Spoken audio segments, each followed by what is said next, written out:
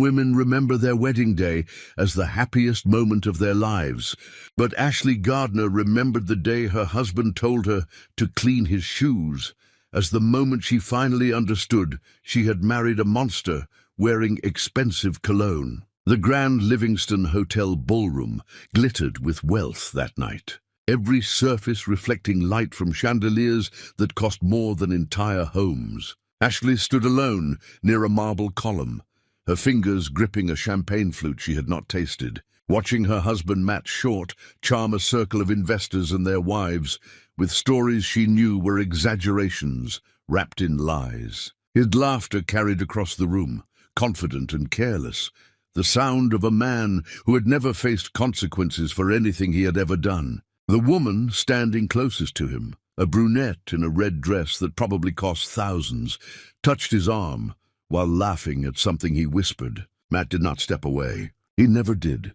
Ashley wore a dress she bought from a clearance rack downtown, the best she could afford with money earned from doing secret alterations for the household staff after midnight when everyone else slept. The fabric was meant to look like silk, but felt like plastic against her skin, and she had sewn the hem herself because taking it to a tailor would have raised questions she could not answer. Questions like why the wife of Matt Short needed to penny pinch for clothing. Questions that would reveal she received no money from her husband, no allowance, no access to the accounts that supposedly made her a wealthy woman by marriage.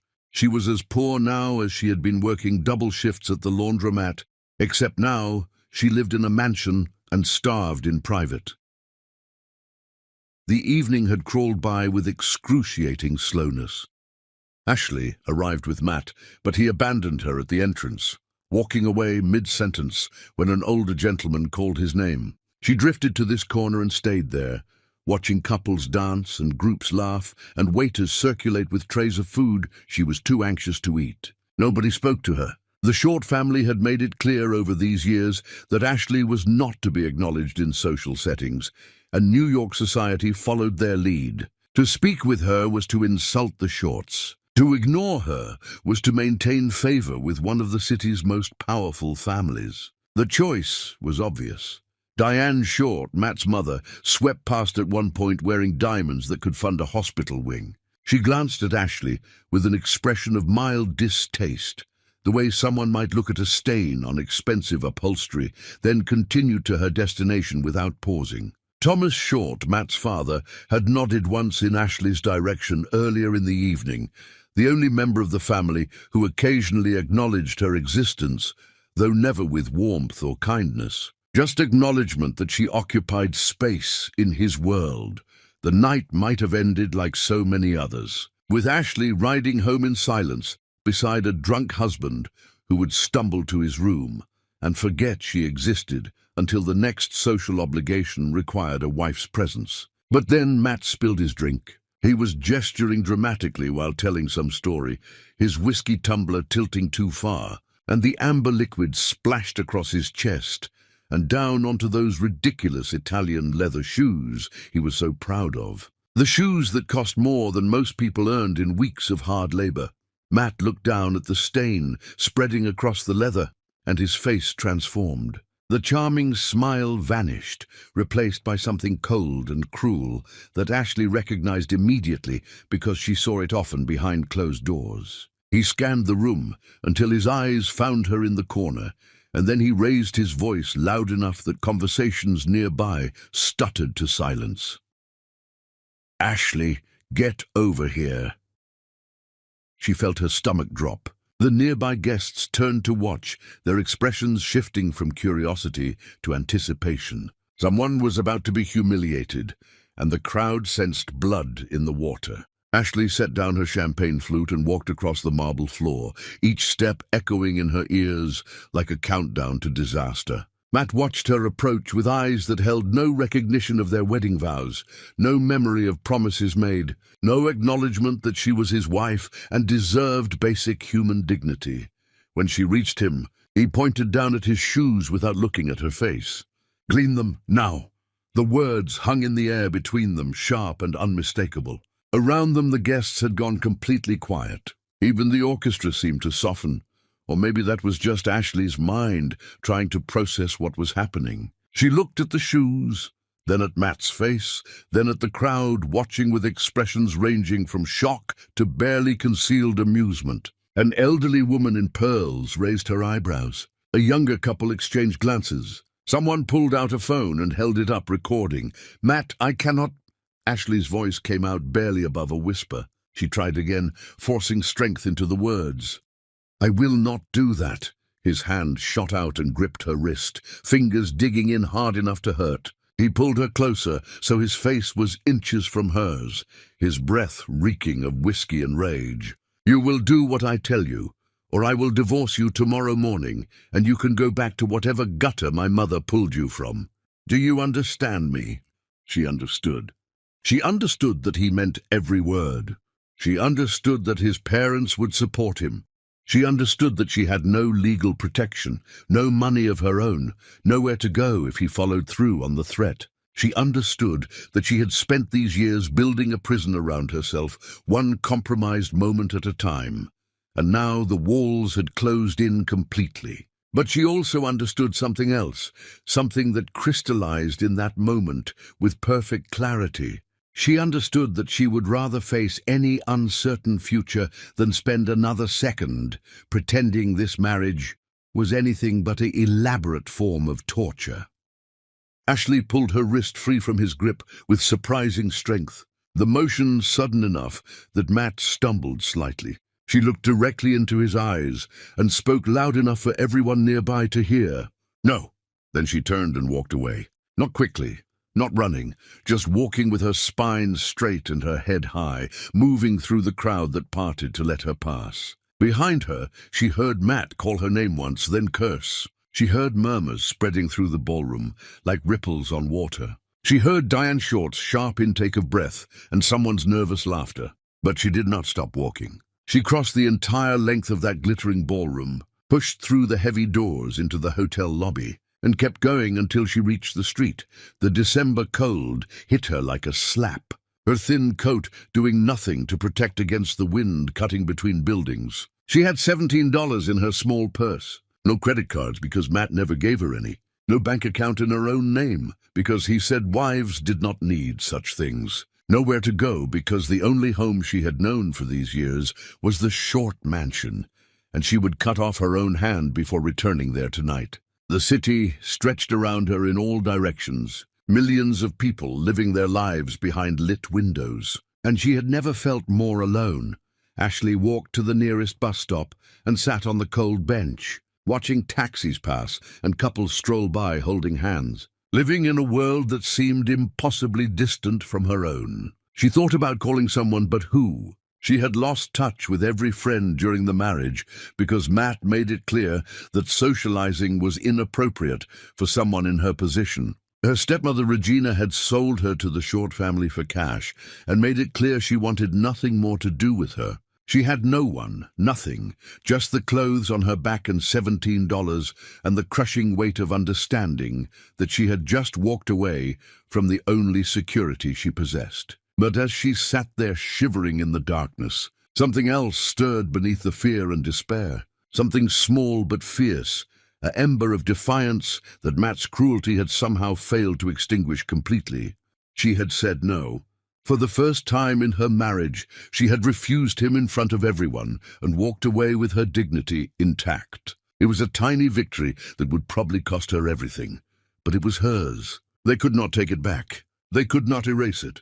For one perfect moment, she had been powerful instead of powerless, and the memory of that feeling burned bright enough to warm her just slightly against the cold.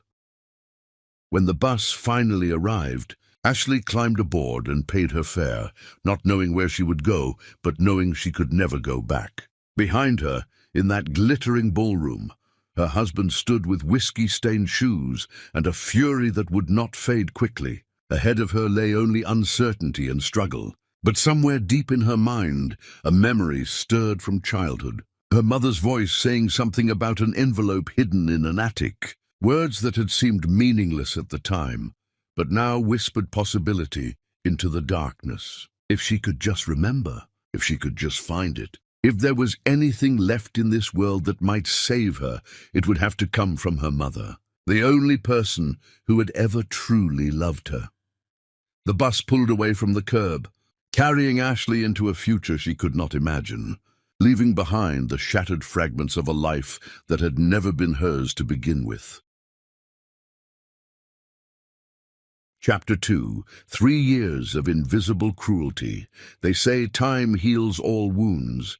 But Ashley had learned that time could also be a weapon, each day adding another invisible scar until you forgot what your skin looked like before it was covered in marks nobody else could see. The marriage began on a Tuesday morning at City Hall with no flowers, no music, no guests beyond the 2 witnesses required by law. Matt arrived late, smelling of alcohol and cologne that could not quite mask the evidence of whatever he had been doing the night before. His parents stood near the window looking at their phones, making no pretense of joy or celebration. Regina, Ashley's stepmother, collected her envelope of cash from Diane Short and left without saying goodbye to the stepdaughter she had just sold like furniture at an estate sale. The judge pronounced them married in a monotone voice that suggested he performed this ceremony dozens of times daily and found nothing special about any of them. Matt signed the papers without looking at her. They walked out into the sunshine, and he drove them to the Short mansion in silence. His jaw clenched the entire way, as though the act of marrying her had been a physical ordeal he was still recovering from. The housekeeper, a stern woman named Patricia, who had worked for the Shorts for decades, showed Ashley to her room. Not the master bedroom where wives traditionally slept. Not even a guest room on the family floor. A small space in the servants' wing with a narrow bed and a window overlooking the garbage bins. Patricia explained the household schedule without expression, making it clear through tone alone that Ashley occupied the bottom of every hierarchy that mattered. Breakfast was served at 7, but Ashley would eat in the kitchen after the family finished. Laundry was done on Tuesdays and Fridays, and Ashley could wash her own things separately. The family wing was off limits unless specifically summoned. Questions should be directed to Patricia, not to any member of the Short family directly. "What about Matt?" Ashley had asked, her voice small in that cold room. "Where does my husband sleep?" Patricia looked at her with something that might have been pity if it was not quite so dismissive. "Mr. Matthew has the entire West Wing. You will see him when he requires your presence, I imagine." That first week, Ashley barely saw him at all. He left early for whatever he did during the days, and returned late, often drunk, sometimes with friends, who laughed too loudly in the halls below. She spent her time trying to understand her place in this house, wandering the servants' areas and learning which doors she could open and which would earn her sharp reprimands from Patricia. She offered to help with household tasks, desperate for something to do with her hands and her mind, but Patricia informed her that Diane Short had left specific instructions. Ashley was to make herself useful, but not too visible. She could clean the common areas, but only when guests were not present. She could help with laundry, but must never touch the family's more delicate garments. She could prepare vegetables in the kitchen, but never cook the actual meals. Basically, she could do the work nobody else wanted, while remaining invisible enough that her presence would not embarrass the family who had reluctantly absorbed her into their world. The first real cruelty came during her second week as a married woman. Diane Short summoned her to the main dining room, a cavernous space with a table that could seat 20 beneath an antique chandelier. Diane sat at the head of the table eating lunch, while Ashley stood near the door, unsure whether to approach or wait. After several minutes of being ignored while Diane finished her soup, the older woman finally looked up with eyes that held no warmth whatsoever. "You are aware. I assume that you are an embarrassment to this family." Ashley said nothing, having learned already that responses were not expected or welcome.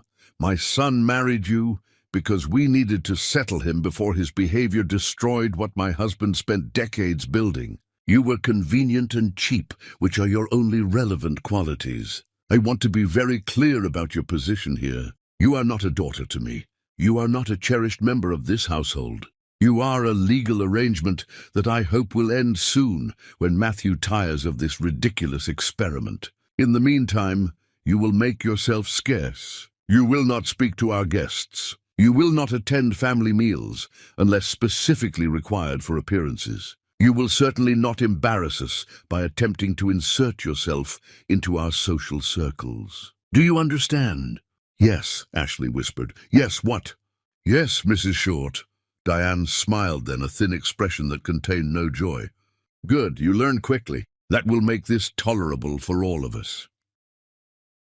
The months that followed taught Ashley the infinite variations of cruelty that could be inflicted without ever raising a hand in violence. Matt ignored her completely, unless he needed someone to blame for his bad moods. He would call her to his wing of the house and unleash torrents of complaints about everything from the weather to his father's demands to the stock market. Speaking to her as though she were a therapist he held in contempt.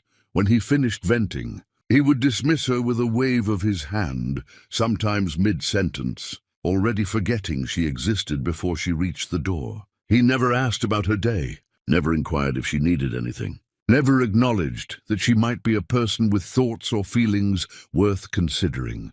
Thomas Short was only marginally better. He occasionally nodded at her in hallways, acknowledging her existence in the same way he might acknowledge a piece of furniture that served its purpose adequately. Once, when she accidentally interrupted a phone call by entering a room she thought was empty, he covered the receiver and told her coldly that skulking around the house like a thief was unbecoming. She should announce her presence before entering rooms.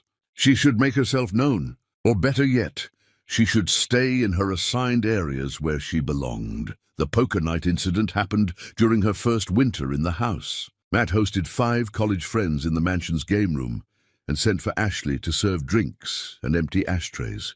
She moved quietly around the room while they played, trying to be invisible. After the second round of drinks, one friend named Garrett started making comments. "So this is the famous wife." "Not what I expected, Matthew." The men laughed. Matt shrugged without looking up from his cards. "She serves her purpose." "Which purpose is that exactly?" More laughter. Another friend leaned back to study her. "And how much did this arrangement cost anyway?" "Nothing worth mentioning," Matt replied. "My mother handled the details." Convenient timing.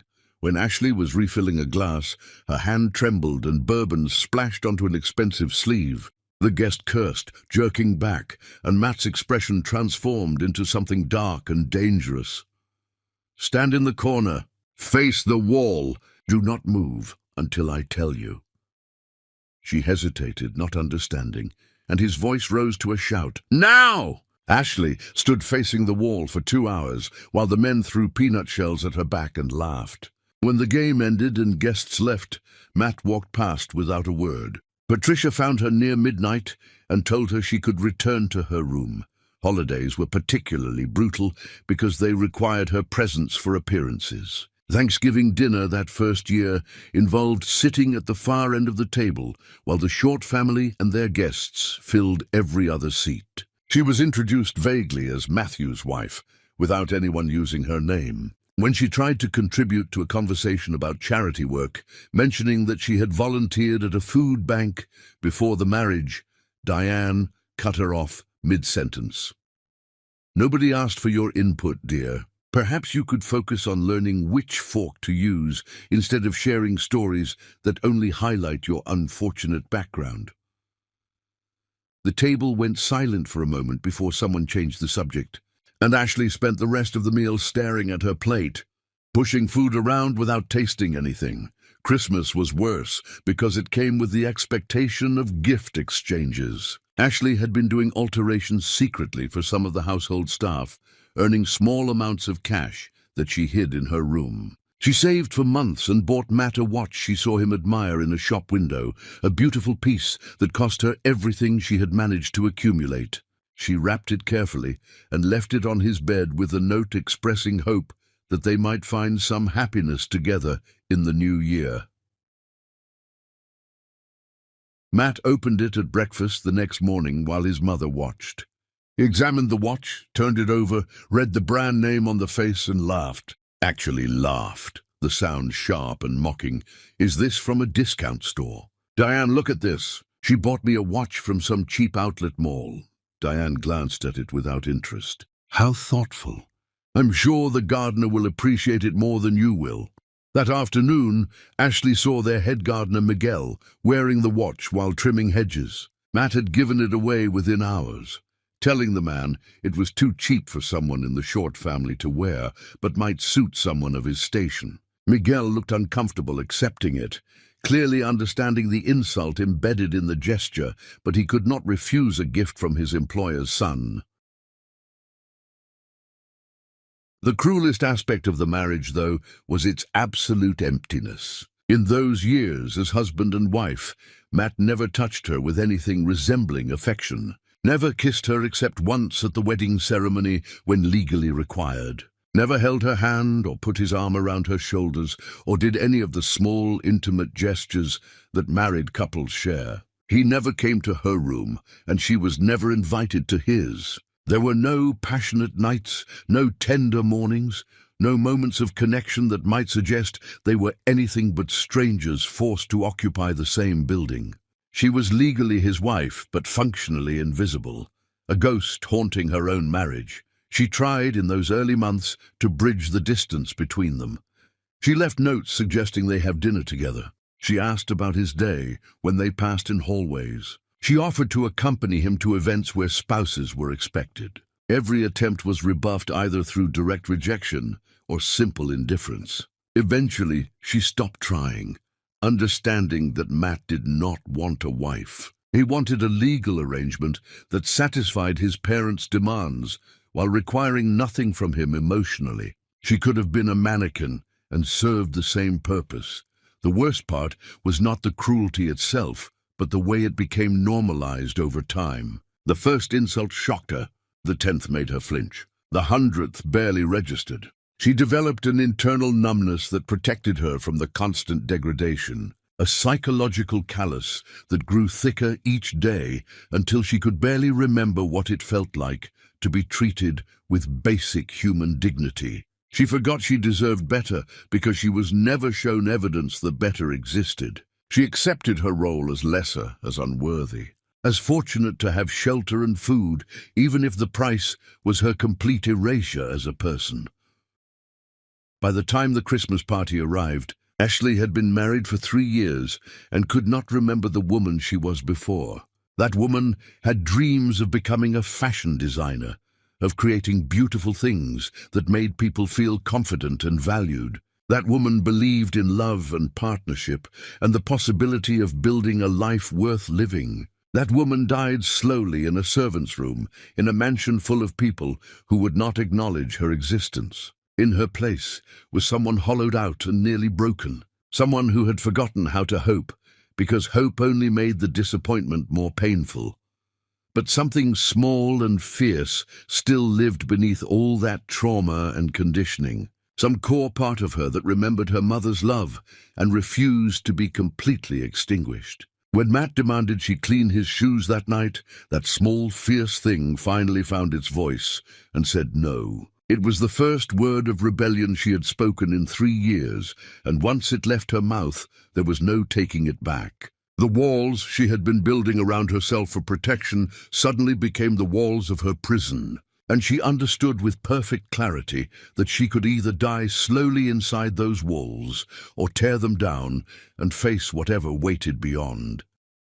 She chose to tear them down, which was why she now sat on a bus heading into the December darkness with nowhere to go and nobody to turn to, feeling terrified and lost, but also, for the first time in years, awake.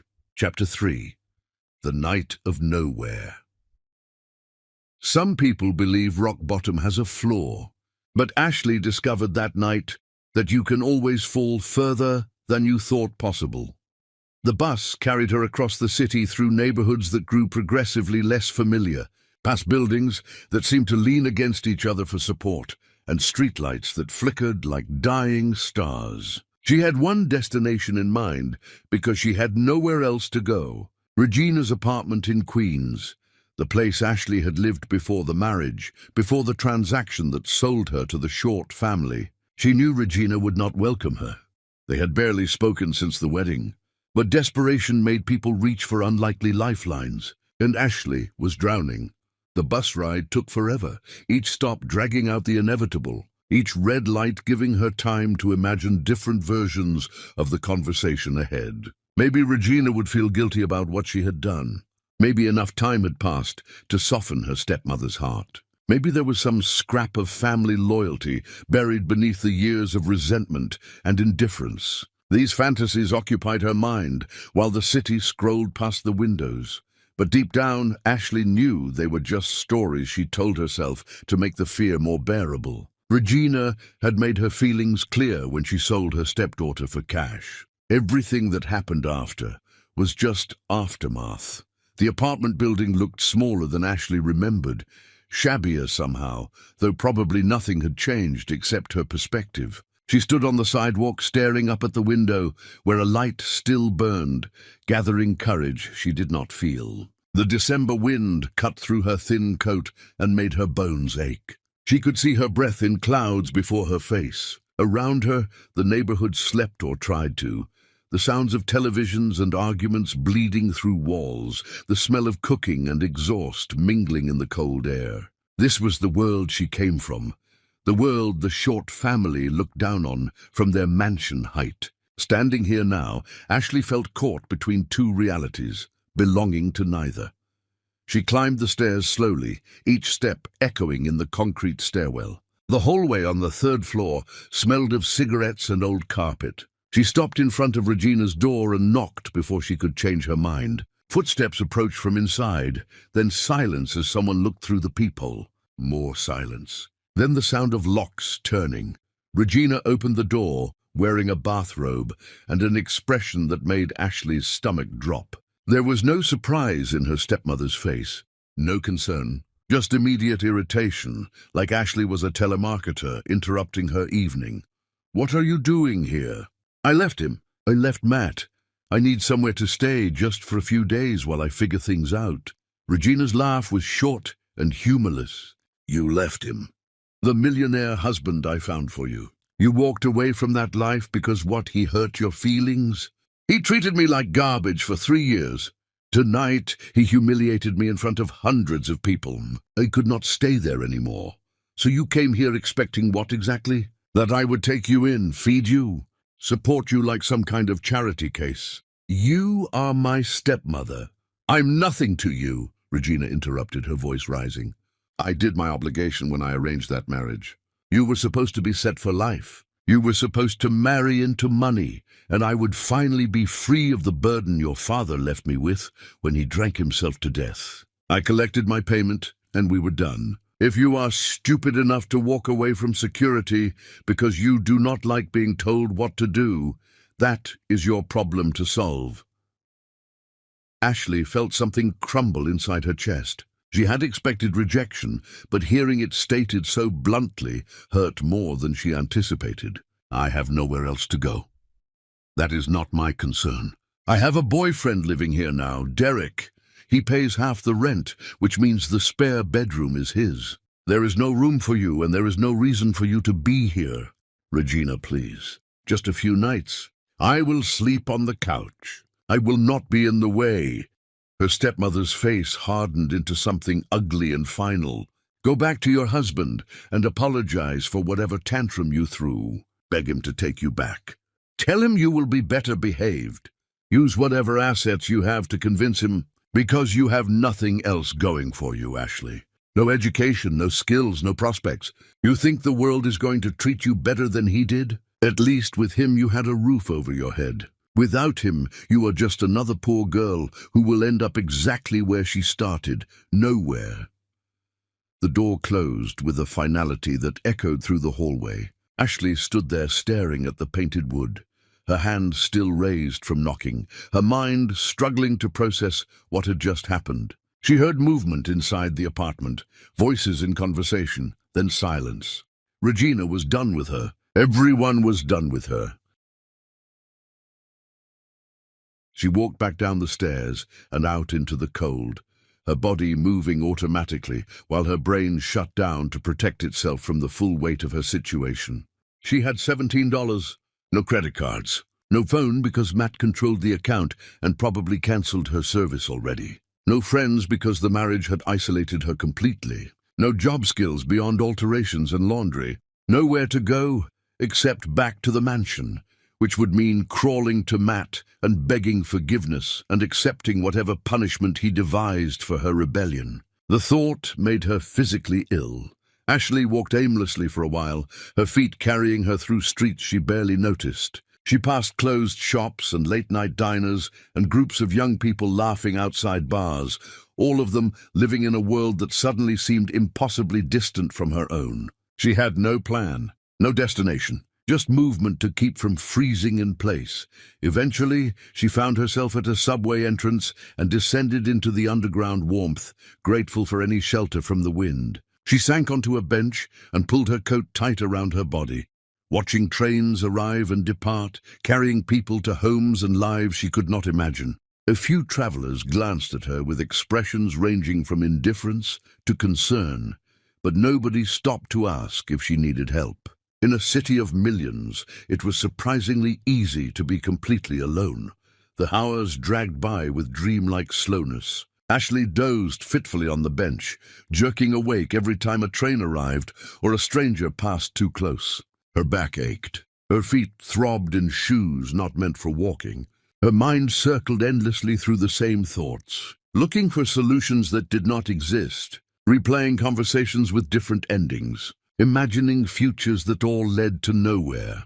Around 4 in the morning, a man in a transit worker uniform approached, carrying a metal lunchbox. He was older, maybe 60, with kind eyes and the sort of face that suggested he had seen enough of life to understand suffering when he encountered it. He stopped in front of Ashley's bench and studied her for a moment before speaking. "You all right, miss? Been sitting here since I started my shift. That is a long time to be waiting for a train." "I am fine," Ashley lied, her voice hollow. "Do not look fine to me." He opened his lunchbox and pulled out a sandwich wrapped in foil. "Here, I packed 2 because I always pack 2, but I am never hungry enough to eat both. Sandwich and some coffee if you want it." The kindness broke something in Ashley that cruelty had never managed to crack completely. Tears welled up and spilled down her cheeks before she could stop them. Months and years of suppressed pain finally finding release. The transit worker sat down beside her, not too close, just a comfortable presence, while she sobbed into her hands. He did not ask questions or offer advice. He just sat there being human, in a way nobody had been to her in so long she had forgotten what it felt like.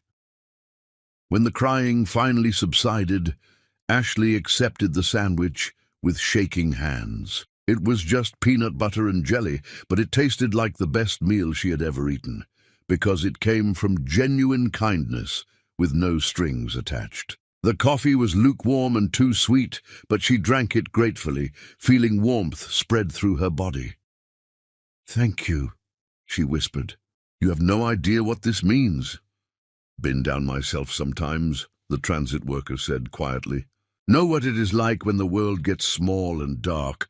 But things change. Maybe not fast, maybe not easy, but they change. You just got to outlast the darkness until the light comes back around." He left shortly after, heading home to whatever life he led beyond this subway platform. And Ashley sat alone again, with her sandwich and her coffee, and the first small spark of hope she had felt in longer than she could measure. A stranger had shown her kindness. That meant kindness still existed. If kindness existed, maybe other good things existed too.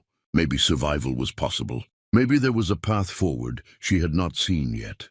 As dawn began to lighten the sky above ground, Ashley thought about her mother. Miriam had died when Ashley was just 12, cancer taking her slowly while they lived in poverty because Ashley's father had gambled away everything they owned. She remembered the hospital room where her mother spent the final weeks, the smell of disinfectant and suffering, the way Miriam's hand felt like paper in her own. But she also remembered something else, something that had seemed strange and meaningless at the time, but now burned in her memory with sudden urgency. 2 years before she died, when Ashley was 10 years old, Miriam had taken her hand during a quiet evening at home. They were sitting on the couch in their shabby apartment watching television when her mother muted the sound and turned to face her with an intensity that made Ashley pay attention. "I need you to remember something very important. Our old house, the one we lived in before everything fell apart, it still exists.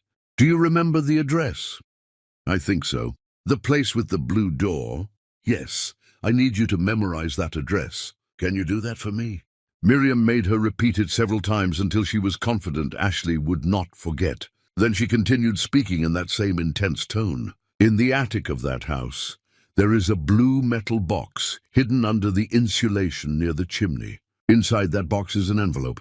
You must promise me you will never open it unless you absolutely need to. Not until you have nowhere else to turn and no other options left. Do you understand? What is in it?"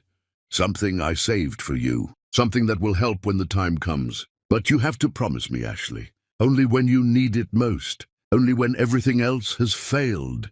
Ashley had promised, confused but willing to trust her mother. A few months later, Miriam's cancer returned with a vengeance. 18 months after that, she was gone. In the chaos and grief that followed, in the years living with Regina and enduring her father's drinking and eventual death, Ashley had forgotten about the conversation entirely. It was just one of many memories from her mother, buried under layers of survival and suffering. But now, sitting in a subway station with nowhere to go, the memory blazed in her mind with perfect clarity. The old house with the blue door, the attic, the metal box, the envelope that would help when she needed it most. This was that moment. This was rock bottom, with no floor beneath her. If ever there was a time to open her mother's envelope, surely it was now. Ashley stood up from the bench, her legs stiff from sitting for hours, but her mind suddenly focused and clear.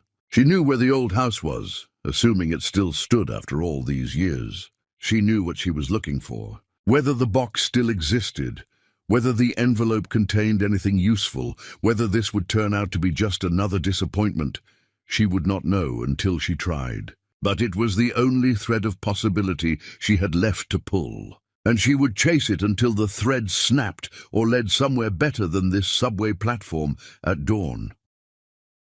She climbed the stairs back to street level and emerged into the morning light. The city, waking around her with all its noise and movement and indifferent energy. The old house was miles away, in a neighborhood she had not visited in over a decade. Getting there with $17 and no transport would be a challenge. But Ashley was done being passive, done waiting for someone to save her, done accepting that powerlessness was her natural state. Her mother had left her something. She was going to find it. Chapter 4. The Envelope That Changed Everything. Miriam Gardner had died believing poverty was a kind of armor that protected what truly mattered, and she spent her final breath making sure her daughter would survive long enough to understand what she meant. The bus ride to Ashley's old neighborhood took 90 minutes and cost her 3 of her precious remaining dollars, leaving her with 14 and change that would not get her much further if this turned out to be a chase toward nothing. She sat near the back, watching the city transform through the windows, the buildings growing shorter and more tired, the streets narrower and lined with cars that had seen too many winters. This was where she grew up, after her father's gambling destroyed their original stability. The place where Miriam worked 2 jobs to keep food on the table, while cancer grew in her body undetected. The world the short family would have found unimaginable in its struggle and ordinariness.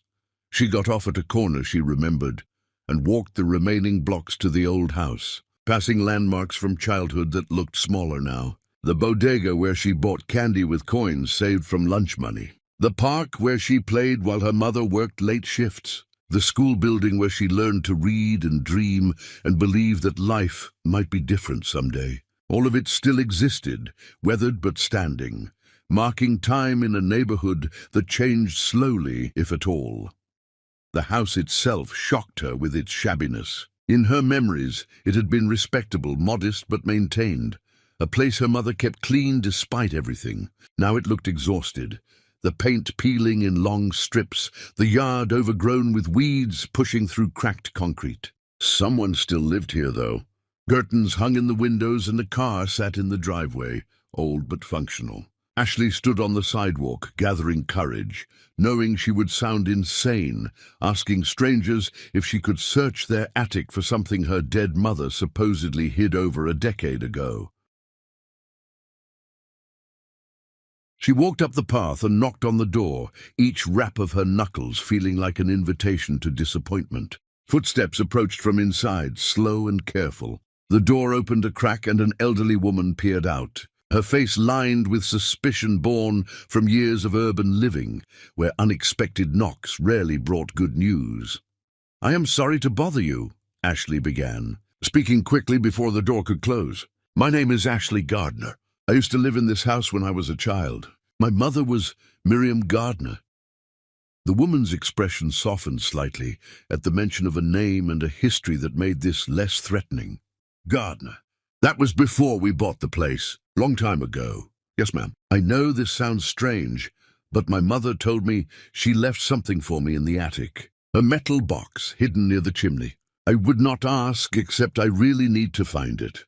It would only take a few minutes to look. I promise I'm not trying to cause trouble." The woman studied her for a long moment, taking in the rumpled discount store dress, the cheap coat, the desperation that Ashley could not quite hide. Whatever she saw must have convinced her, because she opened the door wider and called over her shoulder into the house. "George, there is a young woman here says she used to live here as a child, wants to look in the attic for something her mother left behind." A man appeared beside her, equally elderly, with suspenders and reading glasses pushed up on his forehead. He looked Ashley up and down with the careful assessment of someone who had seen enough of life to recognize genuine need when it appeared on his doorstep. "What did you say your mother's name was?" "Miriam Gardner. We lived here when I was little. She died of cancer when I was 12. Before she passed, she told me about something hidden in the attic that I should look for if I ever needed help. I need help now." George exchanged a glance with his wife that seemed to communicate an entire conversation without words. Then he nodded and stepped back, opening the door fully. "Come in, then. We are the Pattersons. Bought this place about 15 years back. Never been in the attic much except to check for leaks when it rains. You are welcome to look, though I cannot promise anything is still up there after all this time." The house interior had changed completely from Ashley's memories. Different furniture, different paint colors, different lives lived in rooms she used to know. But the bones of the structure remained the same. And when Mrs. Patterson led her to the hallway, where a ceiling panel accessed the attic, Ashley felt a wave of recognition that brought tears to her eyes. She had stood in this exact spot, watching her mother climb into that darkness, never understanding why. Mr. Patterson pulled down the panel and unfolded a ladder that creaked under its own weight. He gestured for Ashley to climb first, following behind with a flashlight that barely penetrated the gloom above. The attic was cramped and hot, despite the winter cold outside, the air thick with dust and insulation particles that made breathing difficult. Exposed beams crossed the space like ribs, and the chimney rose through the center exactly as Ashley remembered from her mother's description. "Near the chimney, you said?" Mr. Patterson aimed his flashlight toward the brick column, while Ashley crawled across the joists, careful not to step through the insulation into the ceiling below. Her hands felt through the fiberglass batting that itched against her skin, searching for anything solid and metal-shaped. Cobwebs clung to her hair. Dust coated her dress. She was about to give up, about to accept that maybe the box never existed or had been removed by previous owners or was just a dying woman's confused memory, when her fingers closed around something hard and rectangular buried beneath layers of insulation near the chimney base. She pulled it free and held it up to the flashlight beam. A blue metal box, exactly as her mother described, covered in dust and cobwebs, but intact. The sight of it made Ashley's heart hammer so hard, she thought Mr. Patterson must be able to hear it in the silence. She wiped the lid with her sleeve and found the latch, her hands shaking so badly she could barely work it open. Inside lay a thick manila envelope, sealed with tape that had yellowed with age but still held firm. Ashley pulled it out and stared at her mother's handwriting on the front. "For Ashley, when you need it most. I love you forever, Mom." The words blurred as tears filled her eyes. She clutched the envelope against her chest and sat there in the dusty attic crying silently, while Mr. Patterson politely looked away, giving her privacy for grief that had waited over a decade to be fully felt. When she could breathe normally again, Ashley opened the envelope carefully, terrified it might contain nothing useful, or that time had destroyed whatever was inside. But the contents were perfectly preserved, protected by the envelope and the attic's dry heat. Legal documents, birth certificates, death certificates, papers with law firm letterheads and official seals, and a letter in her mother's handwriting explaining everything. She read by flashlight while Mr. Patterson waited patiently. And with each sentence, the world she thought she understood rearranged itself into something completely different. Her mother was not just Miriam Gardner, poor woman married to a gambling addict. She was Miriam Holloway, sole heir to the Holloway textile fortune, one of the old New York families whose factories and patents had generated enormous wealth in the early 20th century. When Miriam fell in love with Ashley's father, Bernard, and insisted on marrying him, despite her family's violent objections, they disowned her completely, cut her off, refused to acknowledge her existence, let her struggle in poverty as punishment for choosing love over money. But Miriam's grandmother, Dorothy, who died when Ashley was just a baby, could not bear to see her favorite granddaughter destroyed forever. Dorothy secretly created an irrevocable trust that kept the Holloway fortune intact and protected. If Miriam ever left Bernard and reclaimed her maiden name, she could access everything. If she stayed married, the trust would remain untouched until her death, at which point the entire estate would transfer to her direct descendants with specific conditions. They had to claim it in person before turning 30. They had to prove their identity through DNA and documentation, and they had to understand why Miriam kept it secret. The letter explained everything in her mother's careful handwriting. Bernard would have destroyed them both if he knew about the money. He would have forced Miriam to claim it and then gambled it away, leaving Ashley with nothing. He was violent when drunk and desperate when sober, a man whose addiction controlled every decision. Miriam chose poverty and suffering to protect her daughter's future. She let cancer eat her body in a county hospital because she could not afford better care, all to ensure that someday Ashley would have the inheritance Dorothy protected. The money was managed by the law firm of Whitmore and Associates, invested carefully over decades, growing substantially beyond its original value. The final page of the letter contained the current estimated worth of the estate based on the most recent appraisal. Ashley read the number 3 times before her brain could process what she was seeing. $720 million.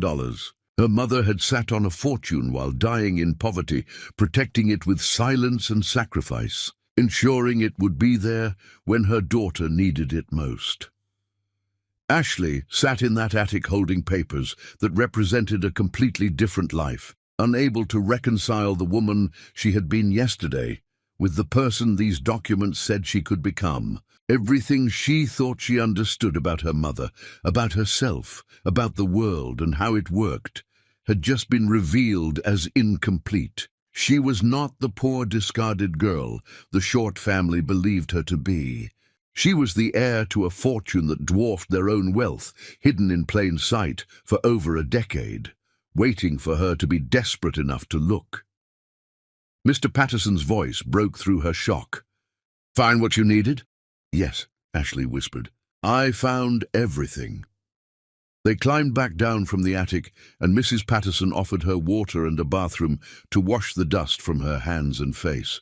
The Pattersons asked no questions about what she found, respecting privacy in a way that made Ashley grateful for strangers who could still be kind without demanding explanations. When she was ready to leave, Mr. Patterson offered to drive her wherever she needed to go.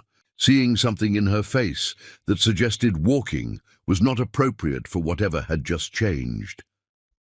Ashley gave him the address for Whitmore and Associates in Lower Manhattan. The law firm listed on all the documents. The drive took them back across the city, Mr. Patterson maintaining comfortable silence, while Ashley stared out the window, watching her old life recede behind her and a new one approach with terrifying speed. She had walked into that house as a homeless woman with $14 and nowhere to go. She was leaving as the secret heir to a fortune that could buy anything except the years her mother sacrificed to protect it.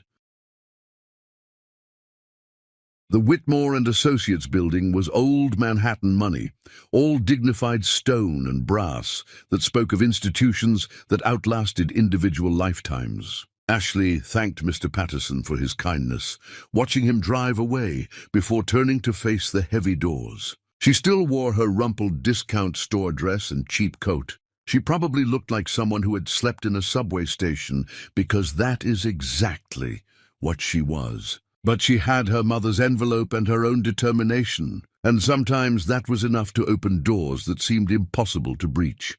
She walked through those doors and approached the reception desk with her spine straight and her voice steady, refusing to apologize for her appearance or her presence. The receptionist looked skeptical until Ashley placed the documents on the desk and spoke the words that would change everything.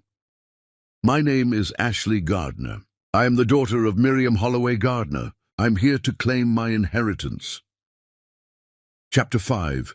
The Education of Power. Nobody tells you that money cannot buy confidence, but it can buy the time and space necessary to build it yourself. The senior partners at Whitmore and Associates treated Ashley with a combination of relief and respect that felt surreal after years of being treated as disposable.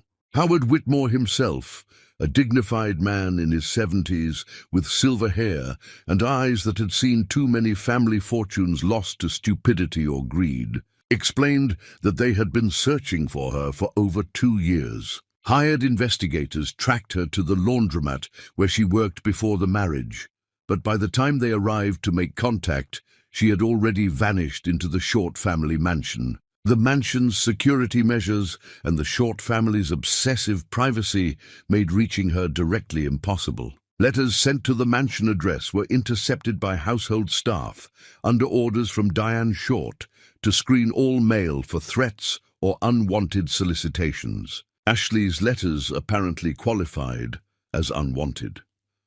"We were preparing to file a petition with the court to publish a public notice," Howard explained, sitting across from her in a conference room with floor-to-ceiling windows overlooking the city. "It would have been our last option before the trust conditions expired. Your mother's grandmother Dorothy was very specific. You had to claim the inheritance before turning 30, or it would revert to a charitable foundation. You have time, but not an abundance of it." Ashley sat in a leather chair that probably cost more than she earned in months at the laundromat, trying to process the magnitude of what was happening. A DNA test would verify her identity through comparison with biological samples from Dorothy Holloway, held in trust specifically for this purpose. The process would take several days. In the meantime, the firm arranged for her to stay in a hotel suite they maintained for clients, gave her a modest advance against her inheritance for immediate expenses, and began explaining the full scope of what she was about to possess. The portfolio made her dizzy. A 14-story commercial building in Midtown Manhattan, generating millions annually in rental income. 3 residential properties in Brooklyn that had appreciated enormously as the neighborhoods transformed. Substantial shares in 8 major corporations, including 2 whose names even Ashley recognized from television advertisements. The original Holloway textile patents, that continued paying royalties decades after the factories closed. A diversified investment portfolio managed conservatively by experts who understood that protecting wealth was more important than chasing dramatic gains. And liquid assets in the millions, money sitting in accounts earning interest while waiting for her to claim it. Why did my mother never use any of this? Ashley asked, her voice barely above a whisper. She died in a county hospital because we could not afford better care. She worked herself to exhaustion. We lived in poverty. Why? Howard's expression softened with something that might have been sadness or admiration or both. Your mother came to see my father once, about 6 months before she died. My father handled the trust for Dorothy and maintained it after her death. Miriam sat in this same conference room and asked about her options. She could leave your father, reclaim her maiden name, and access everything immediately. Or she could stay married and protect the inheritance for you. My father laid out both paths very clearly. Do you know what she said? Ashley shook her head, unable to speak past the tightness in her throat. She said that Bernard Gardner was a broken man who would destroy anything valuable he touched.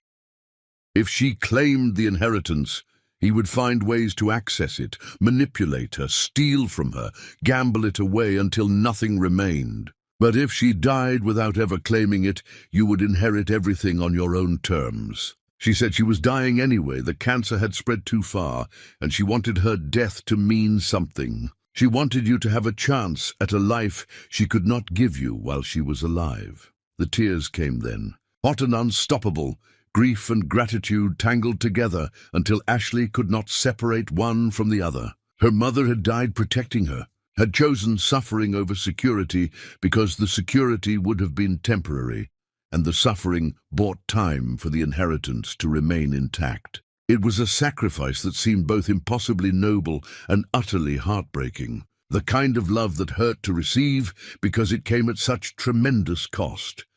Howard gave her time to cry and then explained what happened next. The DNA verification would take 3 days. Once her identity was legally confirmed, everything would transfer into her name completely. No restrictions, no limitations, no oversight except what she chose to impose on herself. The wealth would be hers to use, invest, or destroy, however she saw fit. Howard strongly recommended she take time to educate herself before making major decisions. Wealth without understanding was a recipe for disaster, as many lottery winners and sudden inheritors discovered too late. I can recommend tutors and advisors, Howard said carefully. People who can teach you what you need to know without trying to control your decisions or manipulate you into investments that benefit them more than you. You are about to become an extraordinarily wealthy woman, and that will attract people who want to separate you from your money. You need to be able to recognize them and protect yourself. Ashley wiped her face with tissues. Howard provided and forced herself to focus despite the emotional overload threatening to shut down her ability to think clearly. I want to learn everything. Business management, real estate, investments, all of it. And I want to start a fashion brand. That was my dream before everything fell apart. I want to create clothes that make women feel valuable and confident, the way I never felt in my marriage. Can you help me find people who can teach me both sides? The business part and the creative part? Howard smiled, the first genuine warmth she had seen from him. I can absolutely help with that. You have good instincts, Ashley. Your mother would be proud of how you are approaching this. The next 3 days passed in a blur of hotel rooms and paperwork and phone calls. The DNA results came back confirming what they all already knew. The inheritance transferred into her name, with all the legal documentation necessary to make it absolutely binding and incontestable. Ashley became a wealthy woman overnight, though she did not feel wealthy. She felt terrified and overwhelmed and desperately afraid of making mistakes that would squander what her mother protected. She rented a modest apartment in Brooklyn, refusing Howard's suggestions that she buy something more appropriate to her new status. She did not want a mansion or a penthouse or anything that would attract attention before she was ready. She wanted space to think and learn without being observed or judged. The apartment had 2 bedrooms, good light, and enough room to work. That was sufficient.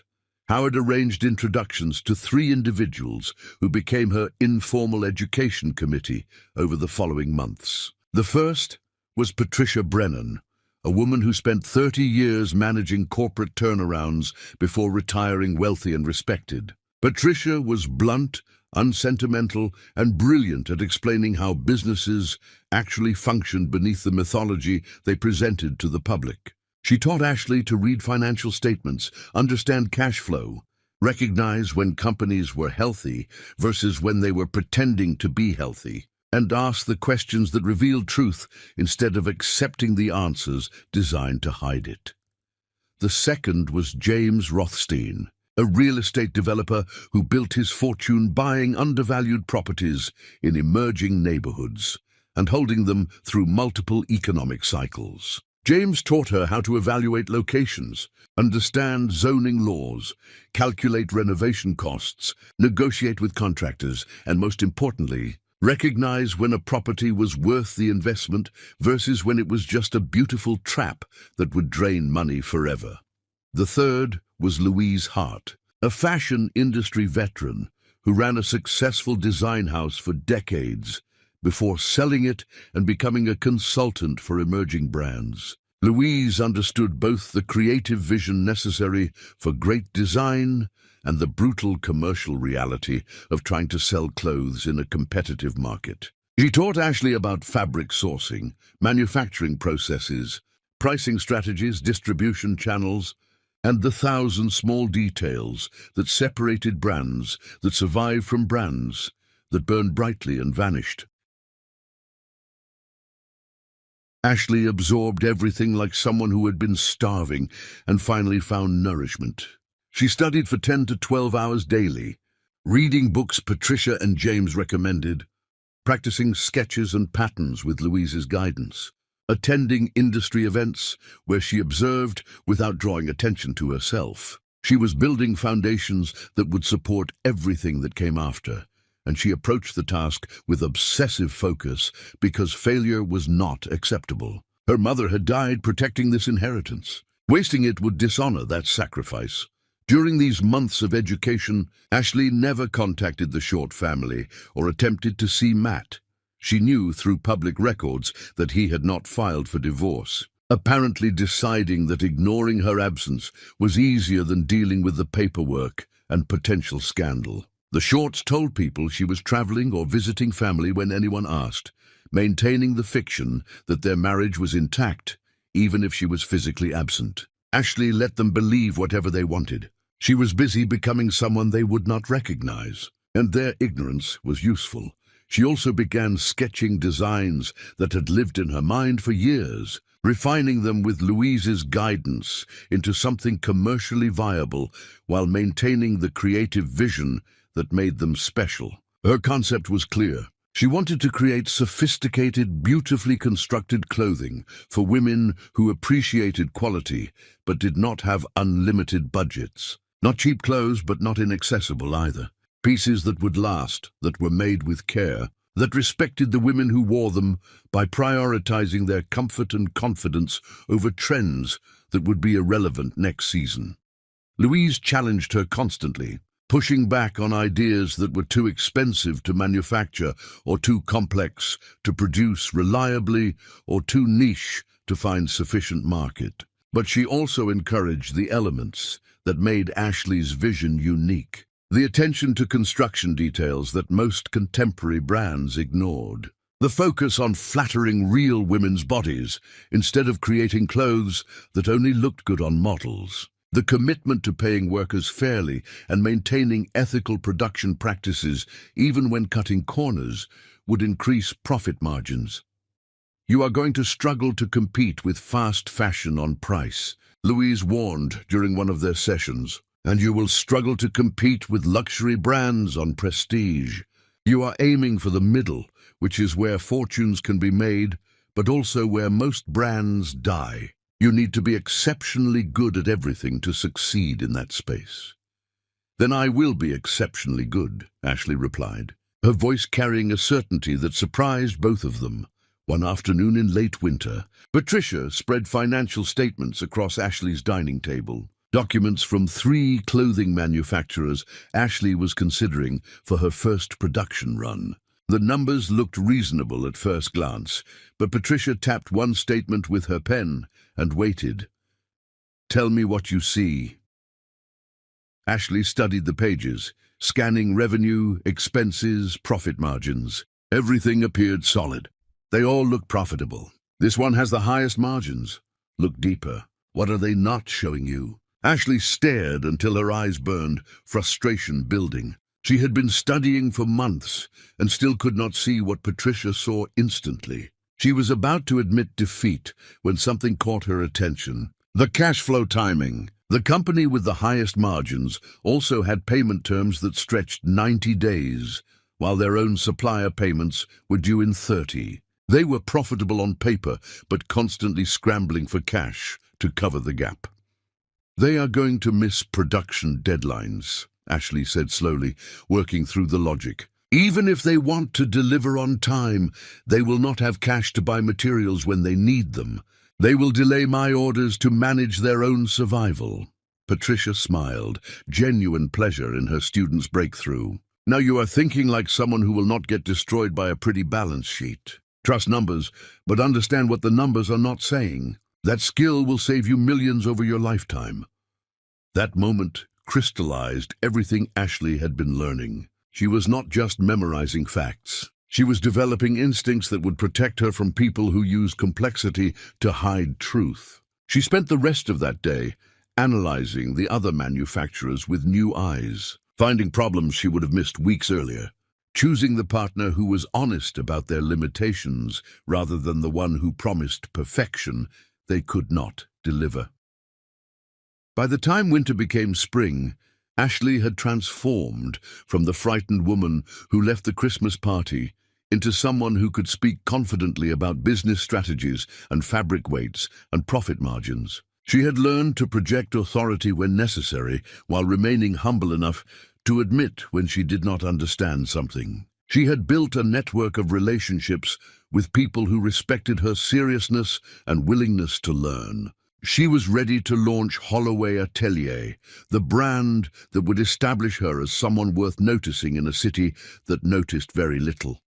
But she was also ready for something else, something Patricia identified during one of their sessions when she looked at Ashley carefully and asked a question that changed the trajectory of everything. "You are learning all of this for a reason beyond just starting a fashion brand. What are you really preparing for?" Ashley met her eyes steadily. "I am preparing to destroy the man who treated me like I was disposable. I'm preparing to take everything he took for granted and make him understand that cruelty has consequences. And I am preparing to do it legally, ethically, and so thoroughly that he will never recover." Patricia smiled. "Good. Then let us talk about strategic acquisition and corporate warfare. Because if you are going to destroy someone, you should do it properly." Chapter 6. The Rise of Holloway Atelier. The difference between revenge and justice, Ashley learned, was that revenge felt good immediately, while justice required patience to feel good forever. She spent 8 months building Holloway Atelier from concept to reality, pouring $2 million of her inheritance into the launch while keeping the vast majority of her wealth in reserve. The money went toward leasing a showroom in Soho with soaring ceilings, a natural light that made fabrics look honest instead of flattering, hiring 6 seamstresses whose combined experience exceeded a century, and sourcing materials that met her standards for quality without destroying her margin for error.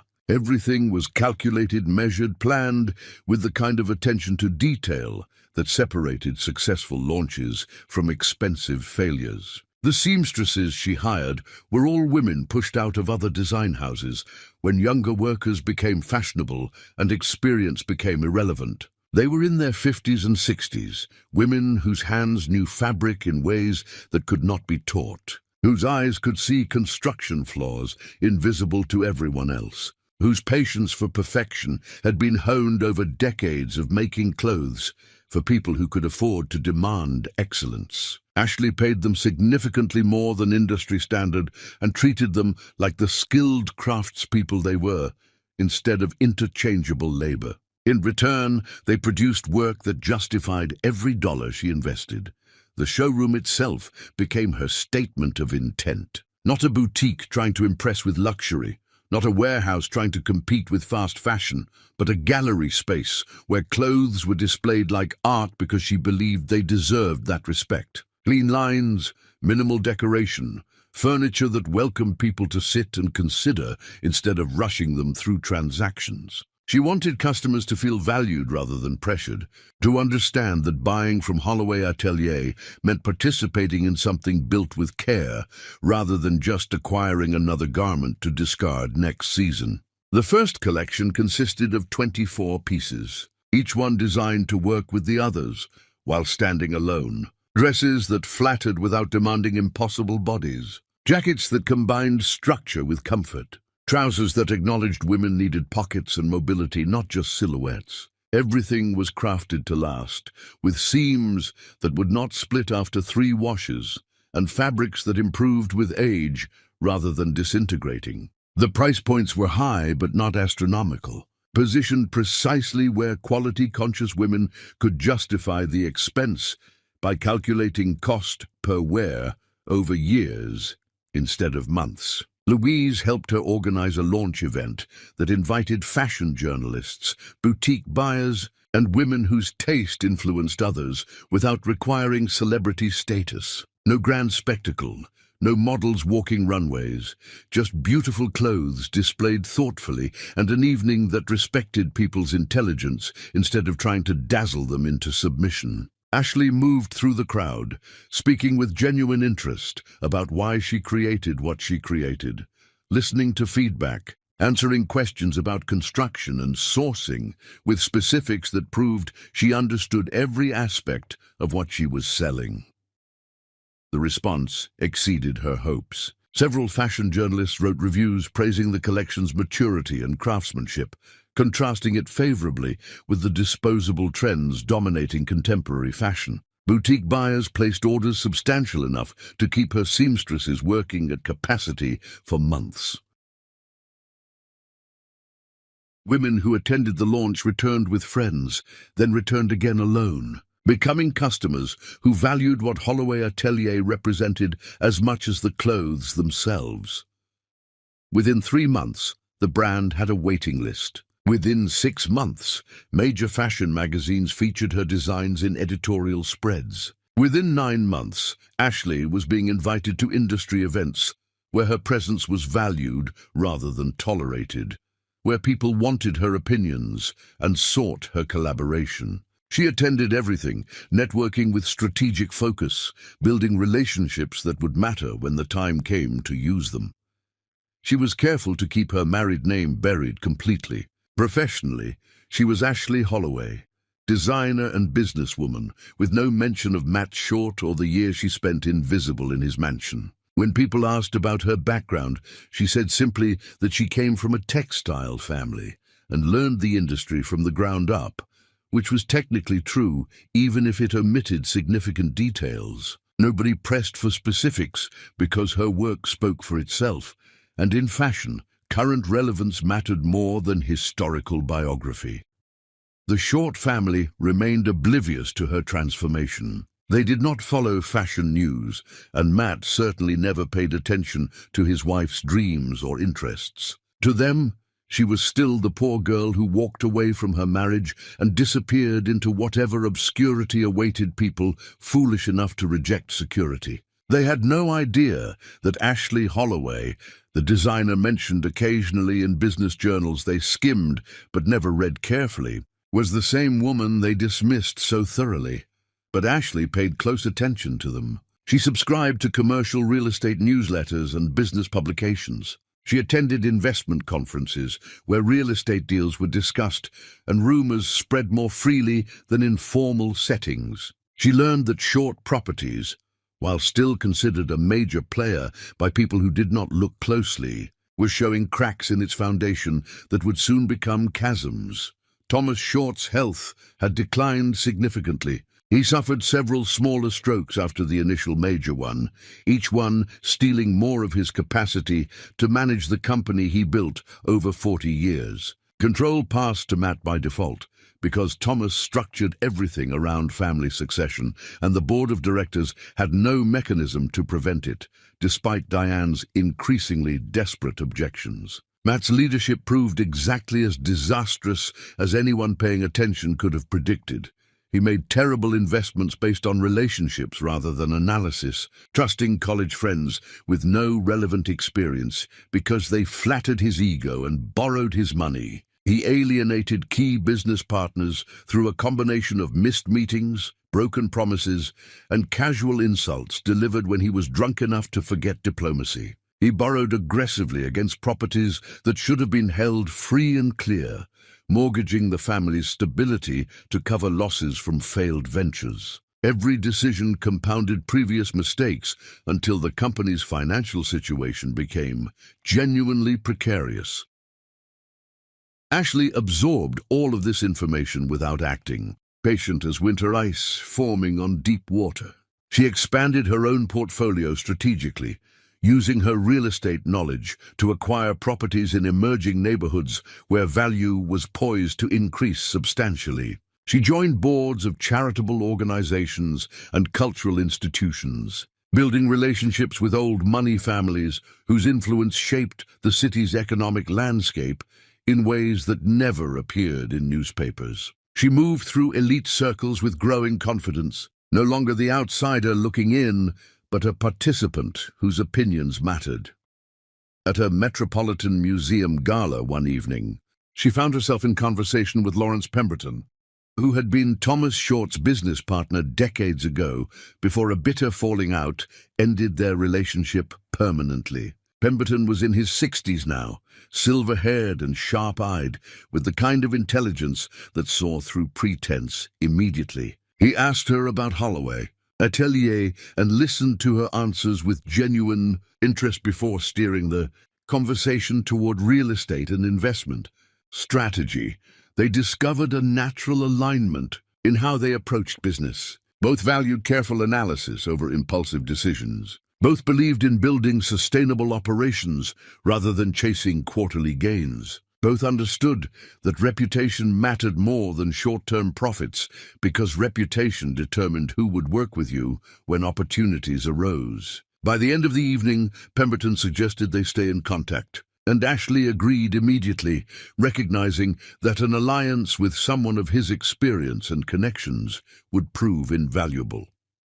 Over the following months, Pemberton became both mentor and collaborator. He taught her the subtler aspects of corporate maneuvering, the tactics that operated within legal boundaries but could devastate unprepared opponents, how to use leverage points in complex deals, how to structure acquisitions that protected you from liability while maximizing control, how to recognize when someone was vulnerable and how to exploit that vulnerability without crossing ethical lines that would damage your own standing. He also shared something equally valuable: his complete lack of sympathy for the Short family and his willingness to help ensure their downfall.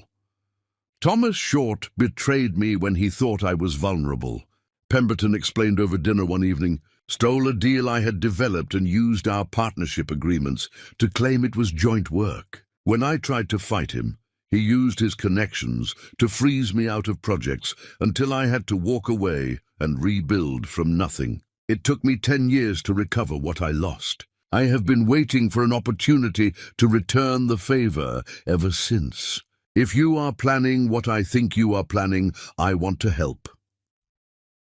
Through Pemberton and her own expanding network, Ashley learned the full scope of Short Properties' deteriorating situation. The company was carrying too much debt at variable interest rates that climbed as the economic climate shifted. Cash flow was insufficient to service the obligations. Multiple properties were mortgaged beyond reasonable limits. The business partners who sustained them for decades were quietly withdrawing, unwilling to risk their own capital on Matt's leadership. Banks were getting nervous about exposure to short properties' declining creditworthiness. Most damaging was Matt's reputation. The Christmas party incident had been recorded on multiple phones and shared through social circles. Investors who witnessed his public humiliation of Ashley or heard about it second-hand found it distasteful enough to reconsider doing business with him. Others had their own experiences of his arrogance and unreliability. His father's sterling reputation had protected the company for years, but Thomas was too diminished to shield them anymore, and Matt's personal failings were finally having commercial consequences. Ashley recognized that short properties was approaching a crisis point where intervention could either save them or finish them completely. She began positioning herself to be the only intervention available, which meant systematically closing every other door Matt might use to escape his problems. She contacted potential investors he approached and offered them better opportunities through her own ventures. She used her growing influence to have short properties quietly excluded from deals where her connections mattered. She built walls around him without ever confronting him directly, patient and methodical, letting him feel the pressure without understanding its source. During this period, her phone rang late one evening with a number she did not recognize. She almost let it go to voicemail, but something made her answer. Diane Short's voice came through the speaker, carefully controlled but laced with a desperation that would have been unthinkable during Ashley's marriage. "Ashley, this is Diane Short. I hope you are doing well. I wondered if we might speak about Matthew and your marriage. Perhaps there is some way to resolve the situation that would benefit everyone involved." The audacity was breathtaking. The woman who treated her like a servant was now calling to ask for help. Ashley let the silence extend until it became uncomfortable before responding in a voice that revealed nothing. "Mrs. Short, I appreciate your reaching out. I wish your family well in their endeavors. I hope you find the solutions you are looking for. Take care." She ended the call before Diane could respond, blocking the number immediately. There would be no reconciliation, no negotiation, no mercy. The time for those possibilities had passed on a Christmas night in a ballroom full of witnesses when Matt told her to clean his shoes. Everything that happened from this moment forward was consequence, and Ashley had learned patience enough to let consequences unfold at their proper pace. Chapter 7. The Systematic Destruction. Power, Ashley discovered, was not about control, but about understanding which threads to pull, so the entire tapestry unraveled exactly as you intended. Her fashion brand continued expanding, while she quietly built a parallel empire in real estate and strategic investment. The two pursuits complemented each other perfectly.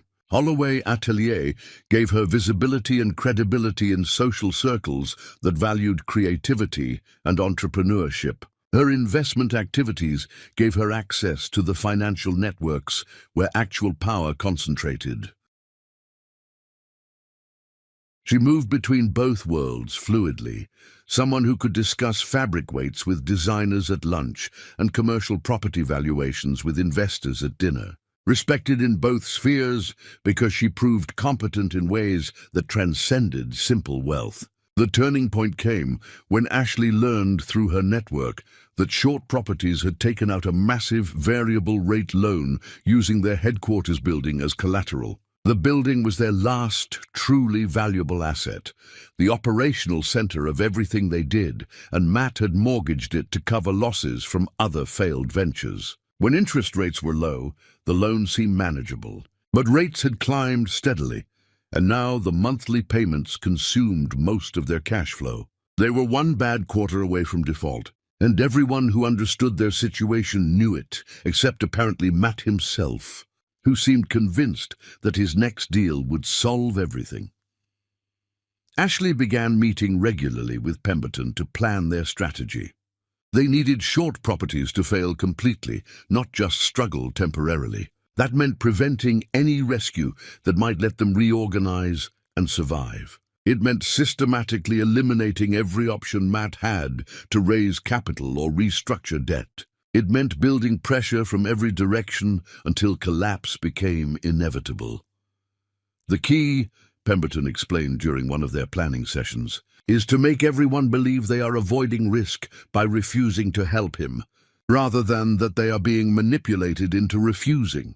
If people think we are actively sabotaging him, some will help out of sympathy or principle. But if they independently conclude he is a bad investment, they will walk away without hesitation. So Ashley did not tell people to avoid Matt. She simply shared information that let them reach their own conclusions. When potential investors approached her for opinions about short properties, she provided factual assessments of their debt load, cash flow problems, and management issues without editorializing. The facts spoke for themselves. When banks considered extending additional credit, Ashley's contacts at other financial institutions quietly shared their concerns about short properties' viability. Concerns based on legitimate analysis rather than personal vendetta. She was particularly effective with women investors who had their own stories of being dismissed or underestimated by men like Matt. She did not need to explicitly mention what he did to her. The story had circulated widely enough that most people in her circles knew generally what happened, even if they lacked specific details. When these women asked her perspective on short properties, her careful neutrality communicated more than active criticism would have. They understood she had reasons to be biased, and yet she was providing objective analysis anyway, which made the analysis more credible rather than less. The walls closed in on Matt over a period of months. Investors he courted chose other opportunities. Banks he approached declined to extend additional credit. Business partners he relied on announced they were restructuring their own portfolios and would not be participating in future short properties ventures. Every door that might have provided relief closed quietly, and Matt could not understand why his luck had turned so completely bad.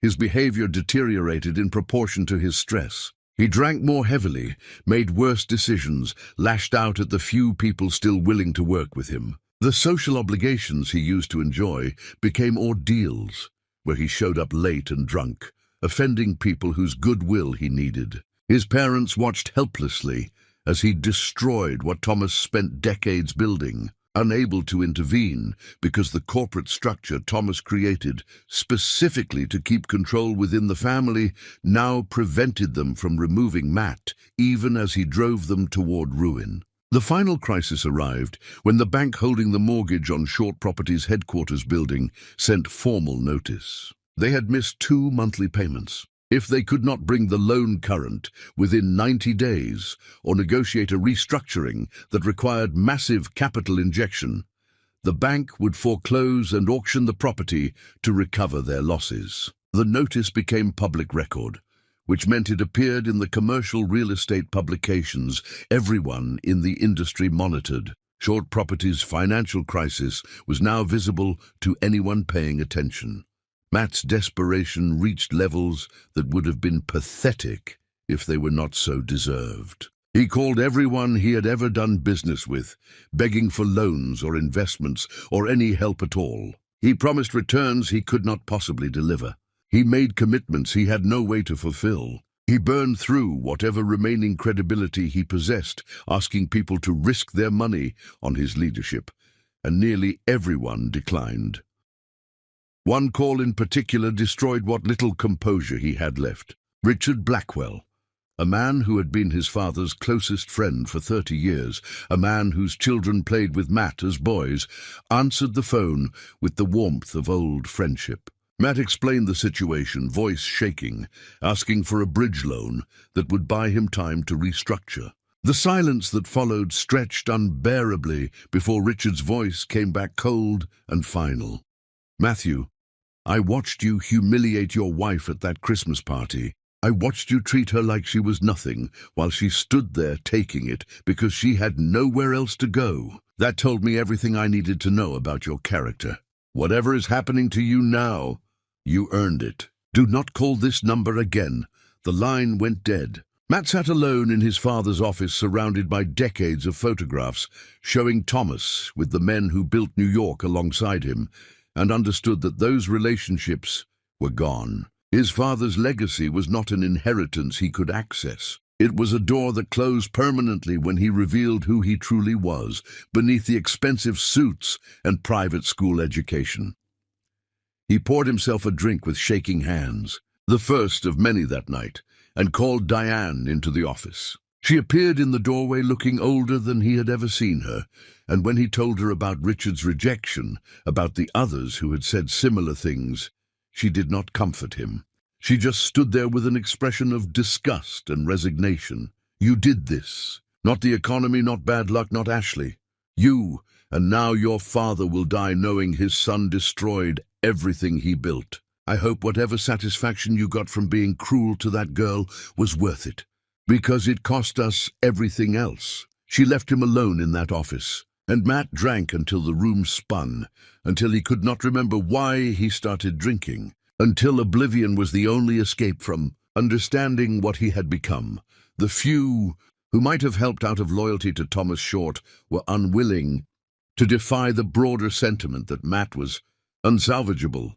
Diane attempted to take control herself, but the legal structure prevented it without board approval, and Matt had stacked the board with friends who owed him favors and were unwilling to vote against him, even as the situation became obviously dire. She tried to negotiate directly with the bank, but they had no reason to show mercy to a family whose son had squandered every advantage handed to him. She even attempted to sell the family mansion to raise capital, only to discover Matt had already mortgaged it months ago without telling his parents. There was no equity left to extract.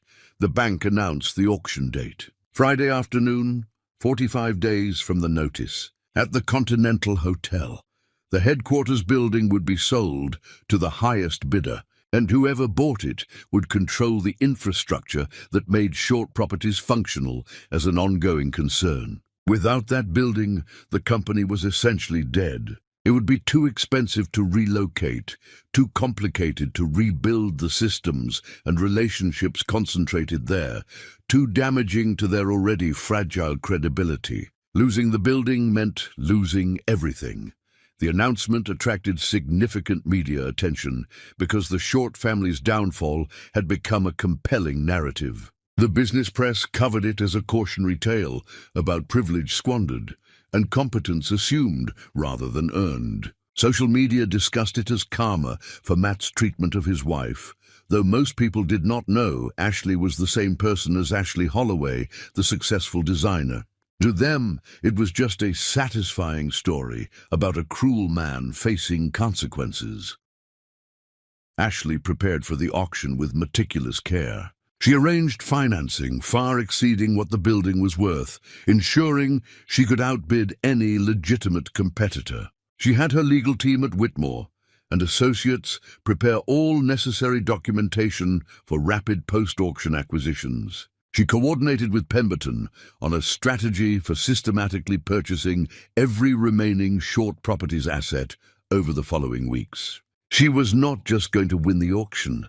She was going to dismantle their entire operation and leave them with nothing but debt and humiliation. The night before the auction, Ashley stood in her Brooklyn apartment, looking out at the city lights stretching to every horizon. She thought about her mother, about the Christmas party, about the years of being treated as disposable. She thought about the woman she used to be and the woman she had become. Tomorrow, everyone would know both versions. Tomorrow, Matt Short would understand exactly what he destroyed when he chose cruelty over basic humanity. She did not sleep that night. She sat at her table, sketching designs she would never make, keeping her hands busy while her mind prepared for what was coming. When dawn finally arrived, Ashley dressed in a black suit from her own collection, elegant and powerful, every line calculated to project the authority she had earned. She looked at herself in the mirror and saw someone her mother would have been proud of. That was enough. Chapter 8. The Revelation. Some moments change everything that comes after them. But Ashley learned that the most powerful moments were the ones you built slowly until they became inevitable.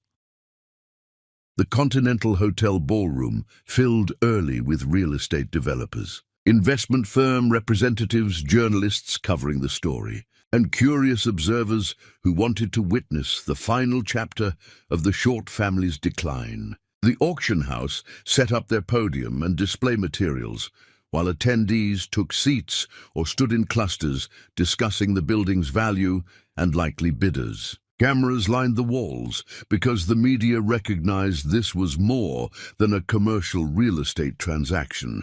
It was theater, downfall, and public accounting for private cruelty, all compressed into whatever happened when the gavel fell. Matt arrived exactly on time, which suggested someone other than him planned his schedule. He was accompanied by Diane and two lawyers who looked like they were attending a funeral rather than representing a client. Matt's transformation shocked people who remembered him from even a year earlier. He had lost significant weight, not from healthy choices, but from stress and alcohol abuse. His expensive suit hung loosely on a frame that seemed to have collapsed inward. His face was gaunt, eyes shadowed by sleepless nights and constant anxiety. His hands shook slightly when he sat down, a tremor he tried to hide by clasping them together but could not quite control. Diane sat beside him, rigid with barely contained fear. Her aristocratic composure, that carefully maintained facade of superiority that defined her for decades, had cracked beyond repair. She looked older and diminished, a woman watching everything she valued crumble while being powerless to stop it. The mansion where she raised her son would be sold if this auction went badly. The lifestyle she took for granted would evaporate. Everything Thomas built would be gone, because their son proved incapable of managing what was handed to him. Thomas himself was not present. He remained at home, confined to a wheelchair and struggling with speech, aware of what was happening but unable to bear witnessing it directly. A private nurse stayed with him, keeping him comfortable in the house he would soon lose because Matt had mortgaged it without permission or understanding of consequences. The auctioneer began with explanations of terms and conditions, speaking in the measured, professional tone of someone who conducted these proceedings regularly and found nothing special about any individual transaction. The building was being sold as is, with all existing leases and obligations attached. The opening bid was set at $120 million, based on outstanding loan balance and estimated distressed sale value. Multiple parties had registered to bid, indicating strong interest despite the circumstances. The bidding began immediately. Several development companies made opening offers, testing the waters and gauging competition. The price climbed steadily. At $130 million, two smaller bidders dropped out. At $140 million, a Russian development consortium entered aggressively, clearly intending to acquire the property regardless of cost. At $150 million, most of the remaining bidders fell away, leaving three serious contenders: the Russian consortium, a Dubai-based investment firm with extensive New York holdings, and a group represented by lawyers who had not revealed their client's identity. Matt watched the numbers climb with visible agony. Each $1 million represented not just money, but history, legacy, his father's lifework being sold off to strangers. Diane gripped her purse with white knuckles, staring straight ahead, her face composed into a mask that revealed nothing, even as everything inside her was screaming. Neither of them could do anything but watch. They had no capital to bid, no way to stop what was happening, no control over their own future.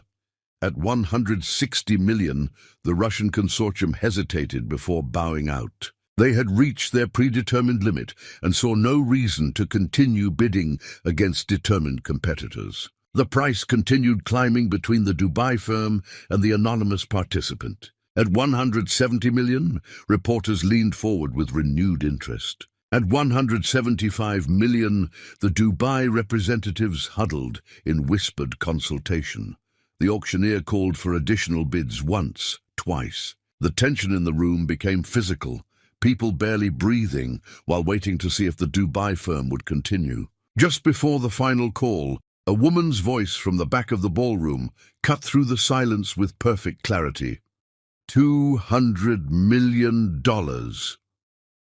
Every head turned in unison. Ashley walked down the center aisle, moving with unhurried confidence, the crowd parting naturally to let her pass. She wore her black suit like armor, her hair swept back elegantly, her bearing radiating the kind of authority that came from knowing exactly who you were and what you were worth. She looked directly at Matt as she approached the front, her eyes never leaving his face. For several seconds he did not recognize her. The elegant woman moving toward him bore no resemblance to the frightened person he dismissed from his life 2 years ago. Then understanding dawned across his face in stages, confusion giving way to disbelief, giving way to horror as he realized who he was looking at. His mouth opened but no sound emerged. Beside him, Diane turned to see what had frozen her son and went equally still when she recognized Ashley. The auctioneer, unaware of the personal drama unfolding before him, confirmed the bid in his professional tone. $200 million from Ms. Holloway. Do I hear $210 million? The Dubai firm consulted briefly, evaluating whether to continue against someone willing to substantially overpay for personal reasons rather than commercial logic. After 30 seconds of discussion, their lead representative shook his head. At $200 million, they were out. The price exceeded reasonable value by too much to justify continuing. The auctioneer called once, twice, 3 times. The gavel fell. The headquarters building of Short Properties now belonged to Ashley Holloway.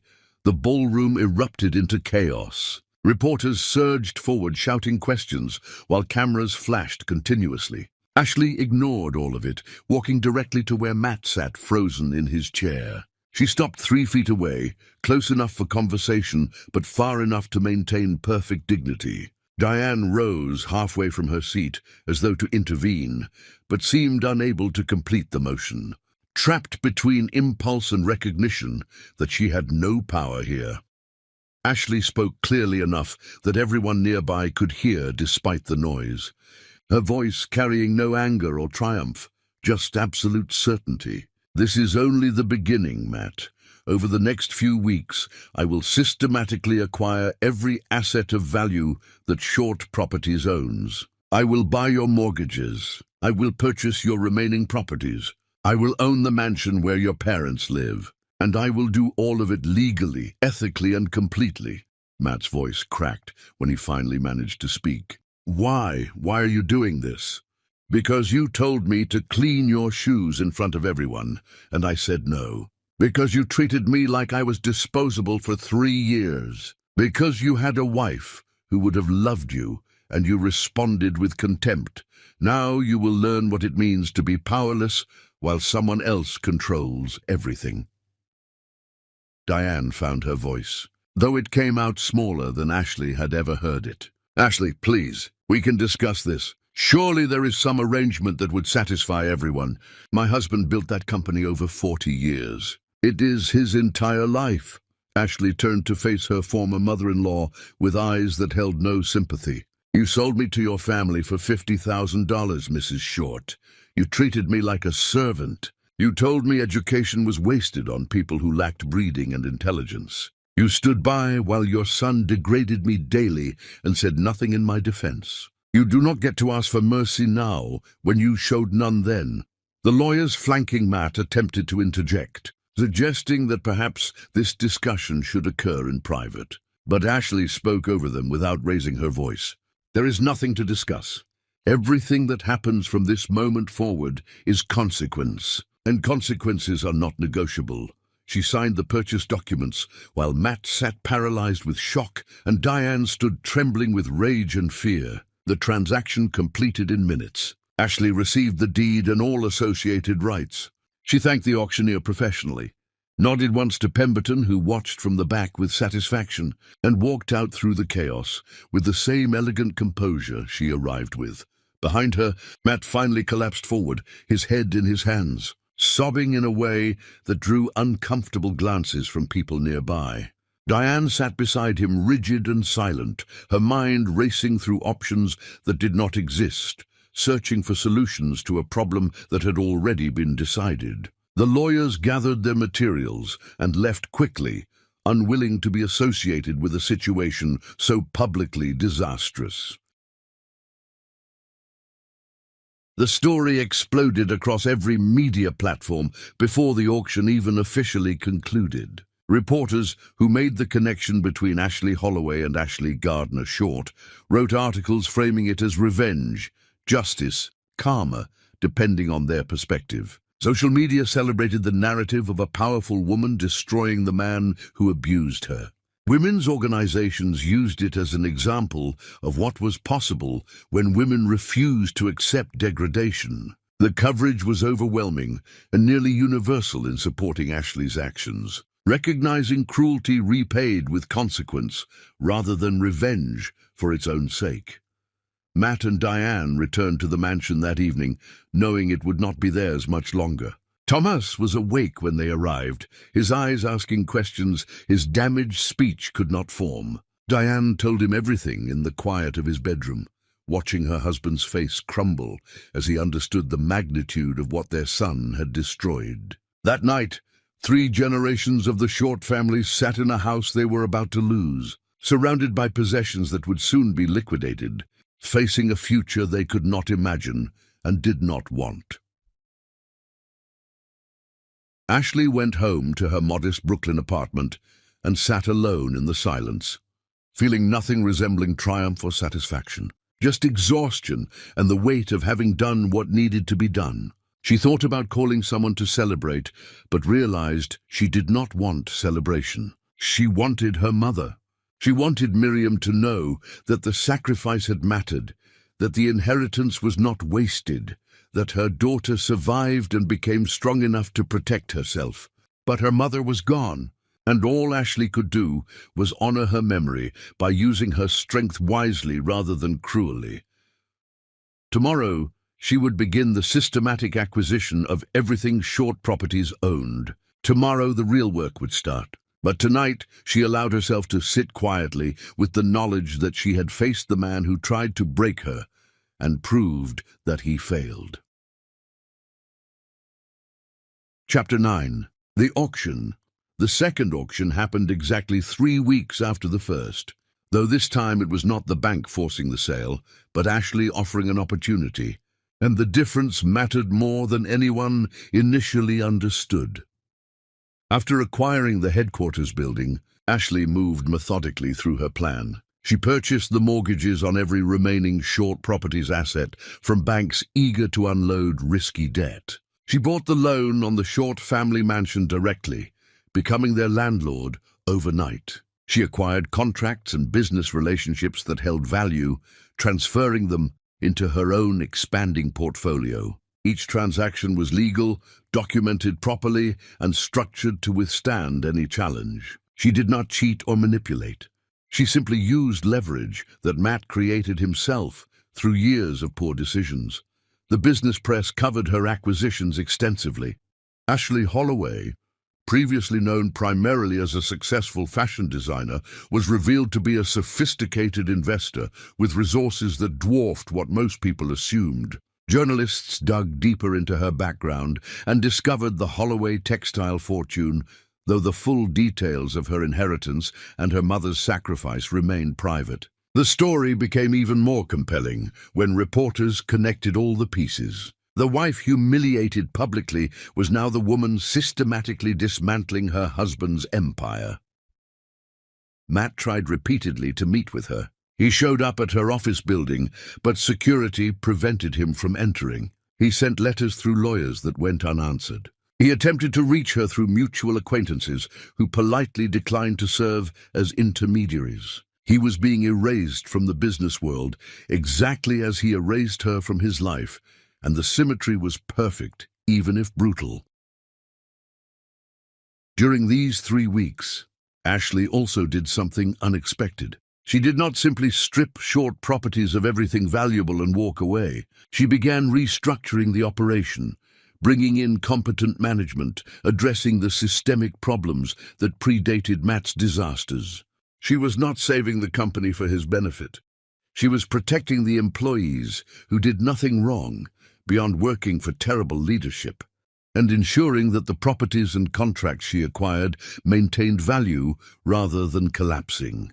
But she saved one asset for last. Short Properties held development rights for a mixed-use project approved by the city years ago under Thomas Short's leadership, but never executed due to lack of financing. The project was potentially lucrative, but it required massive capital investment and expertise that Matt never possessed. If completed, it would generate substantial returns. If abandoned, the city would award the contract to another developer and sue Short Properties for breach of contract. The penalties would be large enough to force complete bankruptcy, with personal liability extending to Thomas and Diane's remaining assets, including the small trust funds they relied on for medical care and basic survival. Ashley structured a deal that was technically open to any qualified bidder. She would provide financing, expertise, and resources necessary to complete the project, but only to a partner who won an open bidding process for the development rights that Short Properties still controlled.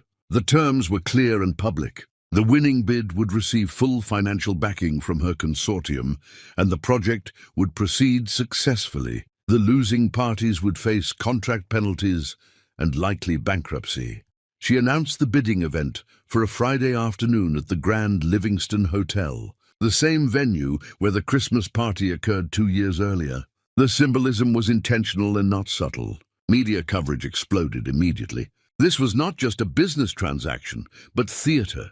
Justice delivered publicly. The completion of a narrative arc that had gripped public attention for weeks. Matt understood he had no choice but to participate. If he did not win the bid, his family would lose everything that remained. But he also understood he could not win a competitive bidding war. He had no capital, no credibility, no way to compete against serious developers in normal terms. His only hope was that Ashley would show mercy, would accept a low bid from him rather than force complete destruction. It was a desperate hope with no rational foundation, but desperation was all he had left. The ballroom at the Grand Livingston Hotel was even more crowded than the previous auction. Television cameras lined the walls because this had transcended business news and become a cultural story about power, gender, consequence, and the ways wealth could be used for justice or revenge, depending on your perspective. Journalists packed the back rows. Business leaders and social observers filled the remaining space. Everyone wanted to witness the conclusion. Ashley arrived early and took her seat in the front row, flanked by Pemberton and her legal team. She wore a charcoal grey suit, elegant and understated, her bearing calm and professional. She did not smile or acknowledge the attention focused on her. She simply waited with perfect composure for what came next.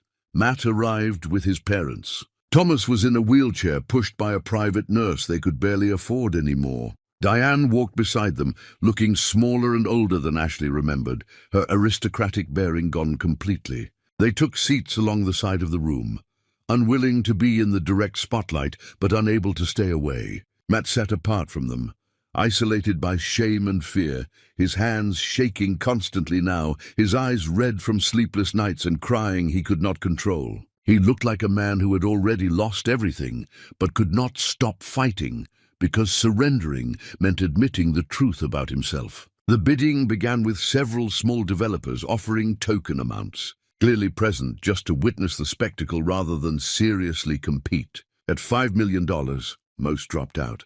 At $10 million, only 3 remained.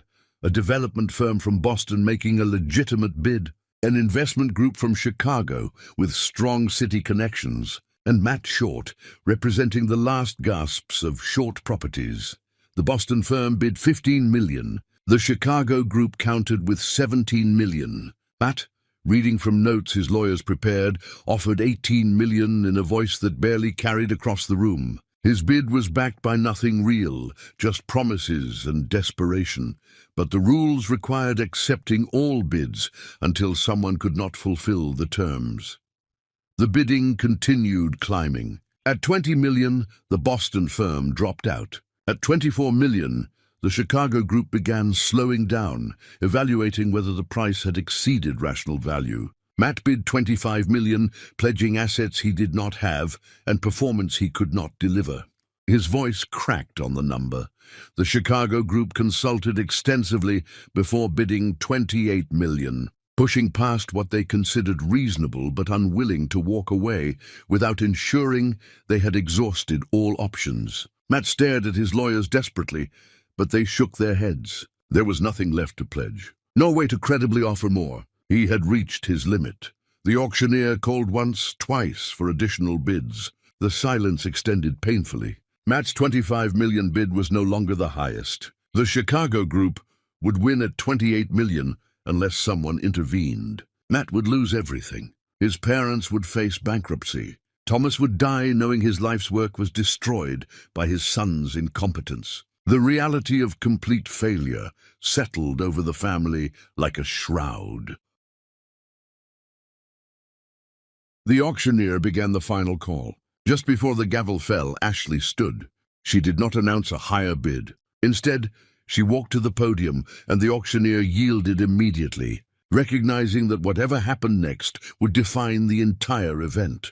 Ashley turned to face the crowd, her voice clear and steady through the sound system. I am prepared to award the development partnership to Mr. Short and provide full financial backing on one condition. The ballroom went completely silent. Every camera focused on her. Matt sat frozen, afraid to hope and unable to stop hoping. Ashley continued, her eyes finding Matt across the room. The same condition you gave me 2 years ago in this building. You must clean my shoes publicly and apologize sincerely for every moment of cruelty you inflicted during our marriage. Do that here now, in front of everyone present, and the partnership is yours. Refuse, and I will ensure Short Properties collapses completely with personal bankruptcy for your entire family. The weight of the ultimatum pressed down on everyone present. This was not business anymore. This was accountability delivered publicly. The scales of justice balanced with perfect symmetry. Cameras captured Matt's face as he processed what was being asked. Thomas made a sound from his wheelchair, something between a sob and a groan. Diane covered her face with both hands. The seconds stretched unbearably. Matt tried to speak several times but could not form words. Finally, Thomas's nurse wheeled him closer to his son. Thomas reached out with his functioning hand and gripped Matt's arm, his eyes conveying everything his damaged speech could not. Do it. Save what can be saved. Your pride is worth nothing. Diane lowered her hands from her face and nodded, unable to look at her son but making her position clear. There was no choice. Not really. Everything they had left depended on Matt's willingness to publicly humiliate himself the same way he publicly humiliated his wife. Matt stood on trembling legs and walked toward the podium where Ashley waited. The cameras followed his every step. His face was wet with tears he did not bother wiping away. He reached Ashley and stopped, looking at her face for the first time in years with something resembling recognition that she was human. Ashley sat in the chair the auctioneer vacated and crossed her legs, extending one foot slightly. Her expensive heel, from her own collection, waited within easy reach. Matt dropped to his knees on the ballroom floor, his expensive suit pressing against marble that offered no mercy or comfort. Chapter 10. Clean My Shoes. There are moments that define who you become after everything breaks, and Matt Short learned that sometimes the only path to redemption begins with your knees on cold marble and your pride in pieces at your feet. He knelt before his wife while hundreds watched and cameras recorded. Ashley waited with infinite patience, her foot extended, her expression revealing nothing. The silence was absolute, broken only by Matt's ragged breathing and the mechanical sounds of cameras capturing everything. Matt pulled a handkerchief from his pocket with shaking hands and began cleaning her shoe. His movements were clumsy, unpracticed, tears dripping onto the marble and onto the leather he was polishing. When he finished the first, Ashley silently extended her other foot, and he repeated the process. When both shoes gleamed, Matt pressed his forehead to the floor in front of her, a gesture of complete submission that no one had asked for, but that seemed necessary. When he finally spoke, his voice was barely audible. "I am sorry. I'm so sorry for everything." "Louder," Ashley said quietly. "Everyone needs to hear this." Matt raised his head slightly, still on his knees, his face destroyed by crying. He spoke louder, the words tumbling out. "I treated you like you were nothing. I insulted you every day. I made you stand in corners while my friends laughed at you.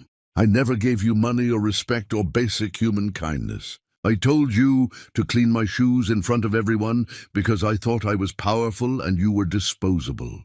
You offered me partnership and I gave you contempt. You deserved love and I gave you cruelty. Every single thing I did to you was wrong. I destroyed the only good thing in my life because I was too much of a coward to face my own emptiness." He pressed his forehead to her feet, his entire body shaking. "I am sorry for every second of pain I caused you." Ashley let the moment stretch until it became almost unbearable, then stood. Matt remained on his knees, unable to rise without permission. "This is not about revenge, Matt. This is about you understanding that cruelty has consequences. For 3 years I was invisible to you. Today everyone sees exactly who you are. That is justice, not revenge." She turned to address the cameras and crowd. "I am not doing this for satisfaction or pleasure. I'm doing this so every woman watching knows that being treated as disposable is not something you have to accept forever. Power can be reclaimed, dignity can be restored, and the people who hurt you can be held accountable." She paused, then continued with the terms. "The development partnership will proceed under joint leadership. My consortium will provide all financing and operational management. Short Properties will contribute their existing contracts and rights. Thomas and Diane Short will keep their medical trust funds and remain in the mansion for the remainder of their lives, with ownership transferring to a foundation that helps women leaving abusive situations." Ashley extended her hand to help Matt stand. He stared at it, unable to comprehend the gesture after everything that happened. Slowly, hesitantly, he reached up and let her pull him to his feet. She looked into his eyes and spoke quietly, words meant only for him. "I am not forgiving you. Forgiveness requires trust rebuilt over years through changed behavior. What I am offering is a chance to become someone worth forgiving. Work for it every day. Prove through actions that you can be better than what you were. The world will watch. I will watch. And if you fail again, there will be no third chance." Then Ashley addressed the crowd one final time, delivering the speech that became legendary. "My mother died protecting my inheritance. She chose suffering over security because security would have been temporary, and suffering bought time for something lasting. Every woman here knows someone who made similar sacrifices. Mothers who worked multiple jobs. Wives who stayed silent during abuse to keep families together. Daughters who surrendered their dreams so siblings could pursue theirs. This is not unique to me. This is the common experience of women who hold the world together while the world tells them they are worth less."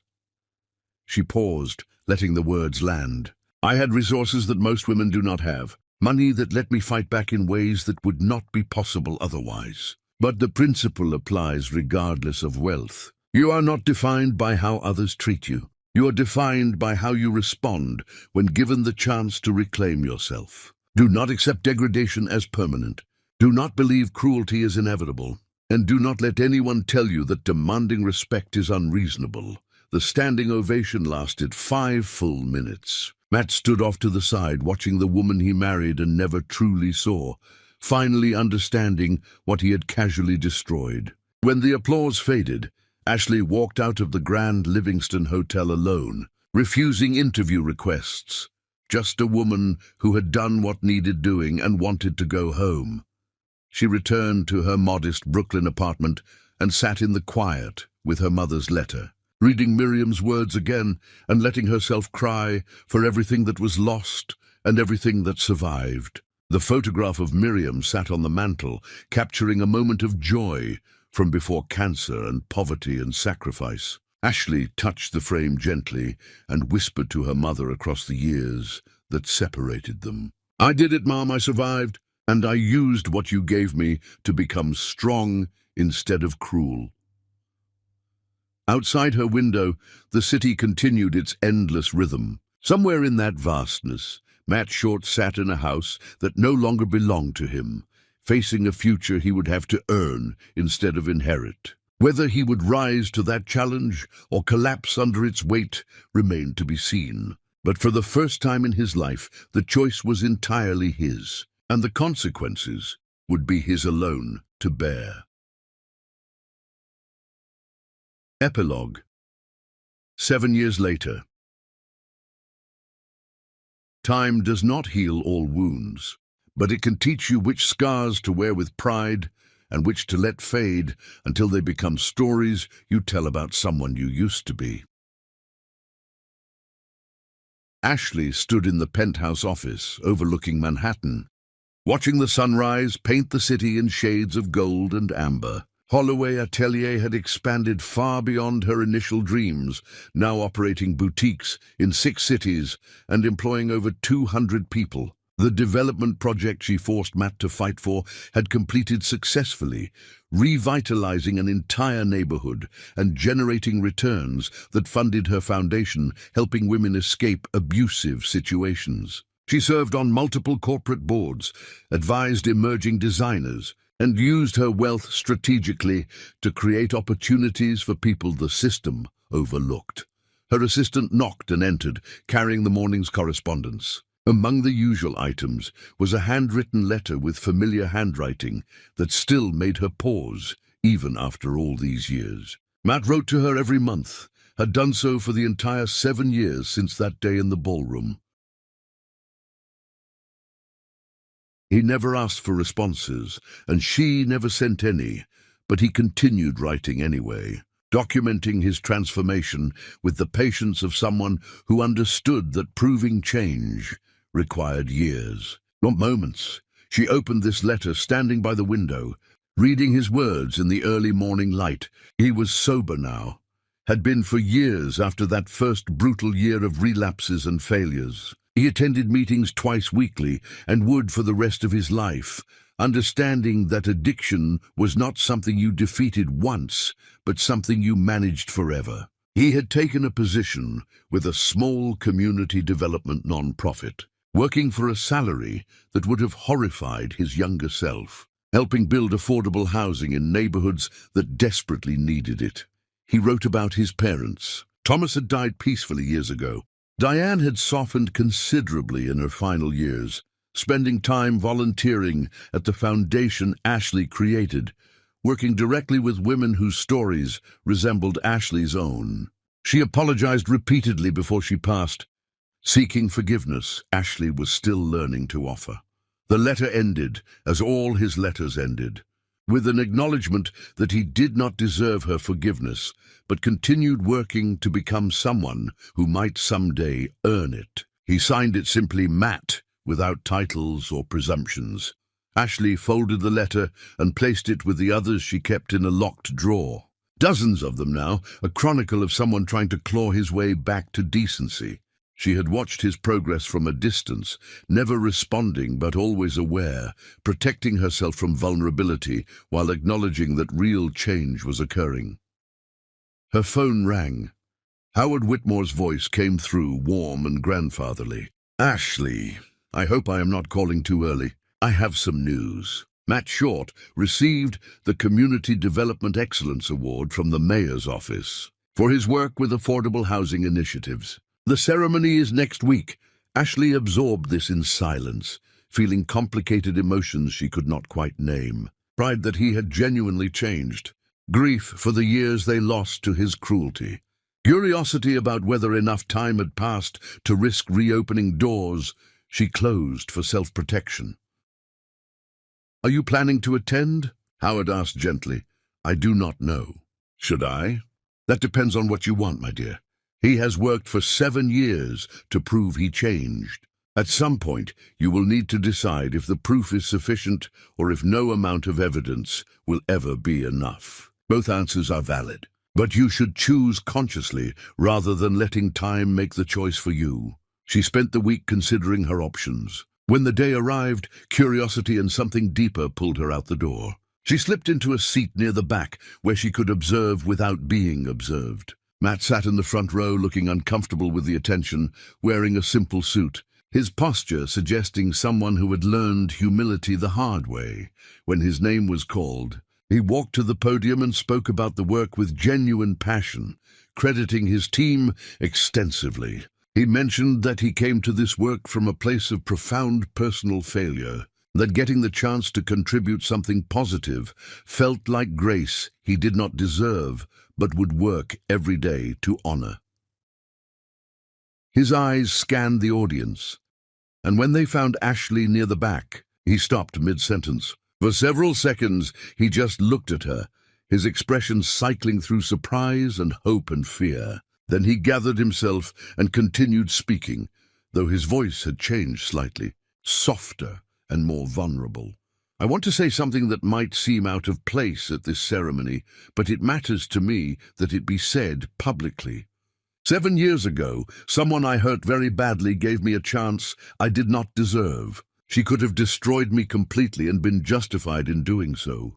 Instead, she offered me an opportunity to become better if I was willing to work for it. Everything good that came after began with that moment of mercy.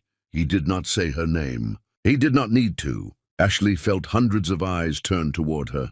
She met Matt's gaze across the distance and nodded once, acknowledging his words without committing to anything more. After the ceremony, Matt caught up with her in the hallway. He approached carefully, maintaining respectful distance. Thank you for coming. I did not think you would. I almost did not. Can we talk? Just for a few minutes. There is a coffee shop around the corner. Public, safe, you can leave whenever you want. She studied his face, seeing the lines that 7 years of sobriety and genuine effort had carved there. 10 minutes. That is all I am promising. They sat across from each other at a small table. Matt wrapped his hands around his cup to keep them steady. I do not expect forgiveness, Matt began quietly. I know what I did was unforgivable. I destroyed years of your life because I was too broken to see you as human. But I wanted you to know that I understand what I did. I understand the harm. I understand that my cruelty was a choice I made every single day. And I am sorry in ways I will never be able to adequately express. They sat in silence for a while. Ashley felt something shifting inside her, some wall she built for protection beginning to develop cracks. I have been asked out on dates over the years, Ashley said quietly. I never said yes because I could not imagine trusting someone again after what you did. You took something from me that might never fully come back. I know. I'm sorry. But I also know that I cannot live the rest of my life defined entirely by what you did. At some point, I have to decide whether your cruelty destroyed my capacity for connection or whether I am stronger than that. Matt looked at her directly. It is real. I cannot prove it in one conversation or even 1 year, but I will keep proving it every day for as long as it takes. And if you decide after all that proof that it is still not enough, I will accept that and keep trying to be a good person anyway, because the change is for me and for my children, not just to win you back. I do not know if I can love you again. I do not know if I even want to try. Then start from nothing. Get to know me as if we just met. Let me show you who I am now instead of trying to resurrect who we were. And if at any point you decide it is not worth your energy, walk away. I will understand. 1 coffee per week, she said finally. Public places, no expectations beyond conversation. I want to see if the person you have become is someone I can respect, separate from everything that happened before. 1 coffee per week. I can do that. Thank you, Ashley, for giving me even that much. They talked for another hour, the 10 minutes extending naturally as conversation became easier. When they parted ways, Ashley walked back to her office, feeling lighter than she had in years, though also more uncertain. She was opening a door she closed for good reasons, and there was no guarantee what waited on the other side would be worth the risk. But she was done letting fear make all her decisions. The weekly coffees continued for months, then years. Matt showed up every time, punctual and present, sharing stories about his work and his children and his ongoing therapy. He never pushed for more than she offered, just kept showing up and being honest, letting her see him at his worst moments and his best. Ashley found herself looking forward to those coffees more than she wanted to admit. The attraction was different now, built on respect and shared understanding rather than desperate chemistry. It was steadier, deeper, more conscious of everything that could go wrong and choosing to risk it anyway. When they finally decided to try something beyond coffee, it was slow and careful. Two people moving toward each other across a battlefield of old wounds and hard-won healing. Their first real date was dinner, where they talked until closing. Their first kiss happened weeks later. Their first night together came months after that, and it was nothing like the empty marriage they used to have. It was connection built on genuine intimacy. Two people choosing each other with full awareness of their history. They remarried quietly on a Tuesday afternoon. Just the two of them, and Howard Whitmore serving as witness, in a small ceremony that felt right precisely because it carried no expectations beyond the promises they made. Matt cried through his vows, and Ashley held his hand steady while he spoke about gratitude and transformation. She promised to keep her heart open even when it scared her, to believe in the possibility of change while staying vigilant. They built a life together that honored both their past and their future. Ashley continued running Holloway Atelier. Matt continued his community development work, committed to making a genuine difference in communities that needed support. They attended therapy together and separately, committed to doing the work that sustainable love required. It was not a fairy tale. It was something better. It was two people who had been broken finding ways to heal together while maintaining their individual wholeness. It was proof that cruelty could be survived, and that people could change, and that forgiveness was possible when earned through years of genuine effort. On their 5th anniversary of remarrying, Matt gave her a gift that made her cry. It was a photograph from the Christmas party, the moment when she walked away from him across the ballroom. He had tracked down the image and had it framed with an inscription he wrote himself. "This is when I lost everything, and when you began to save yourself. Thank you for eventually saving me too."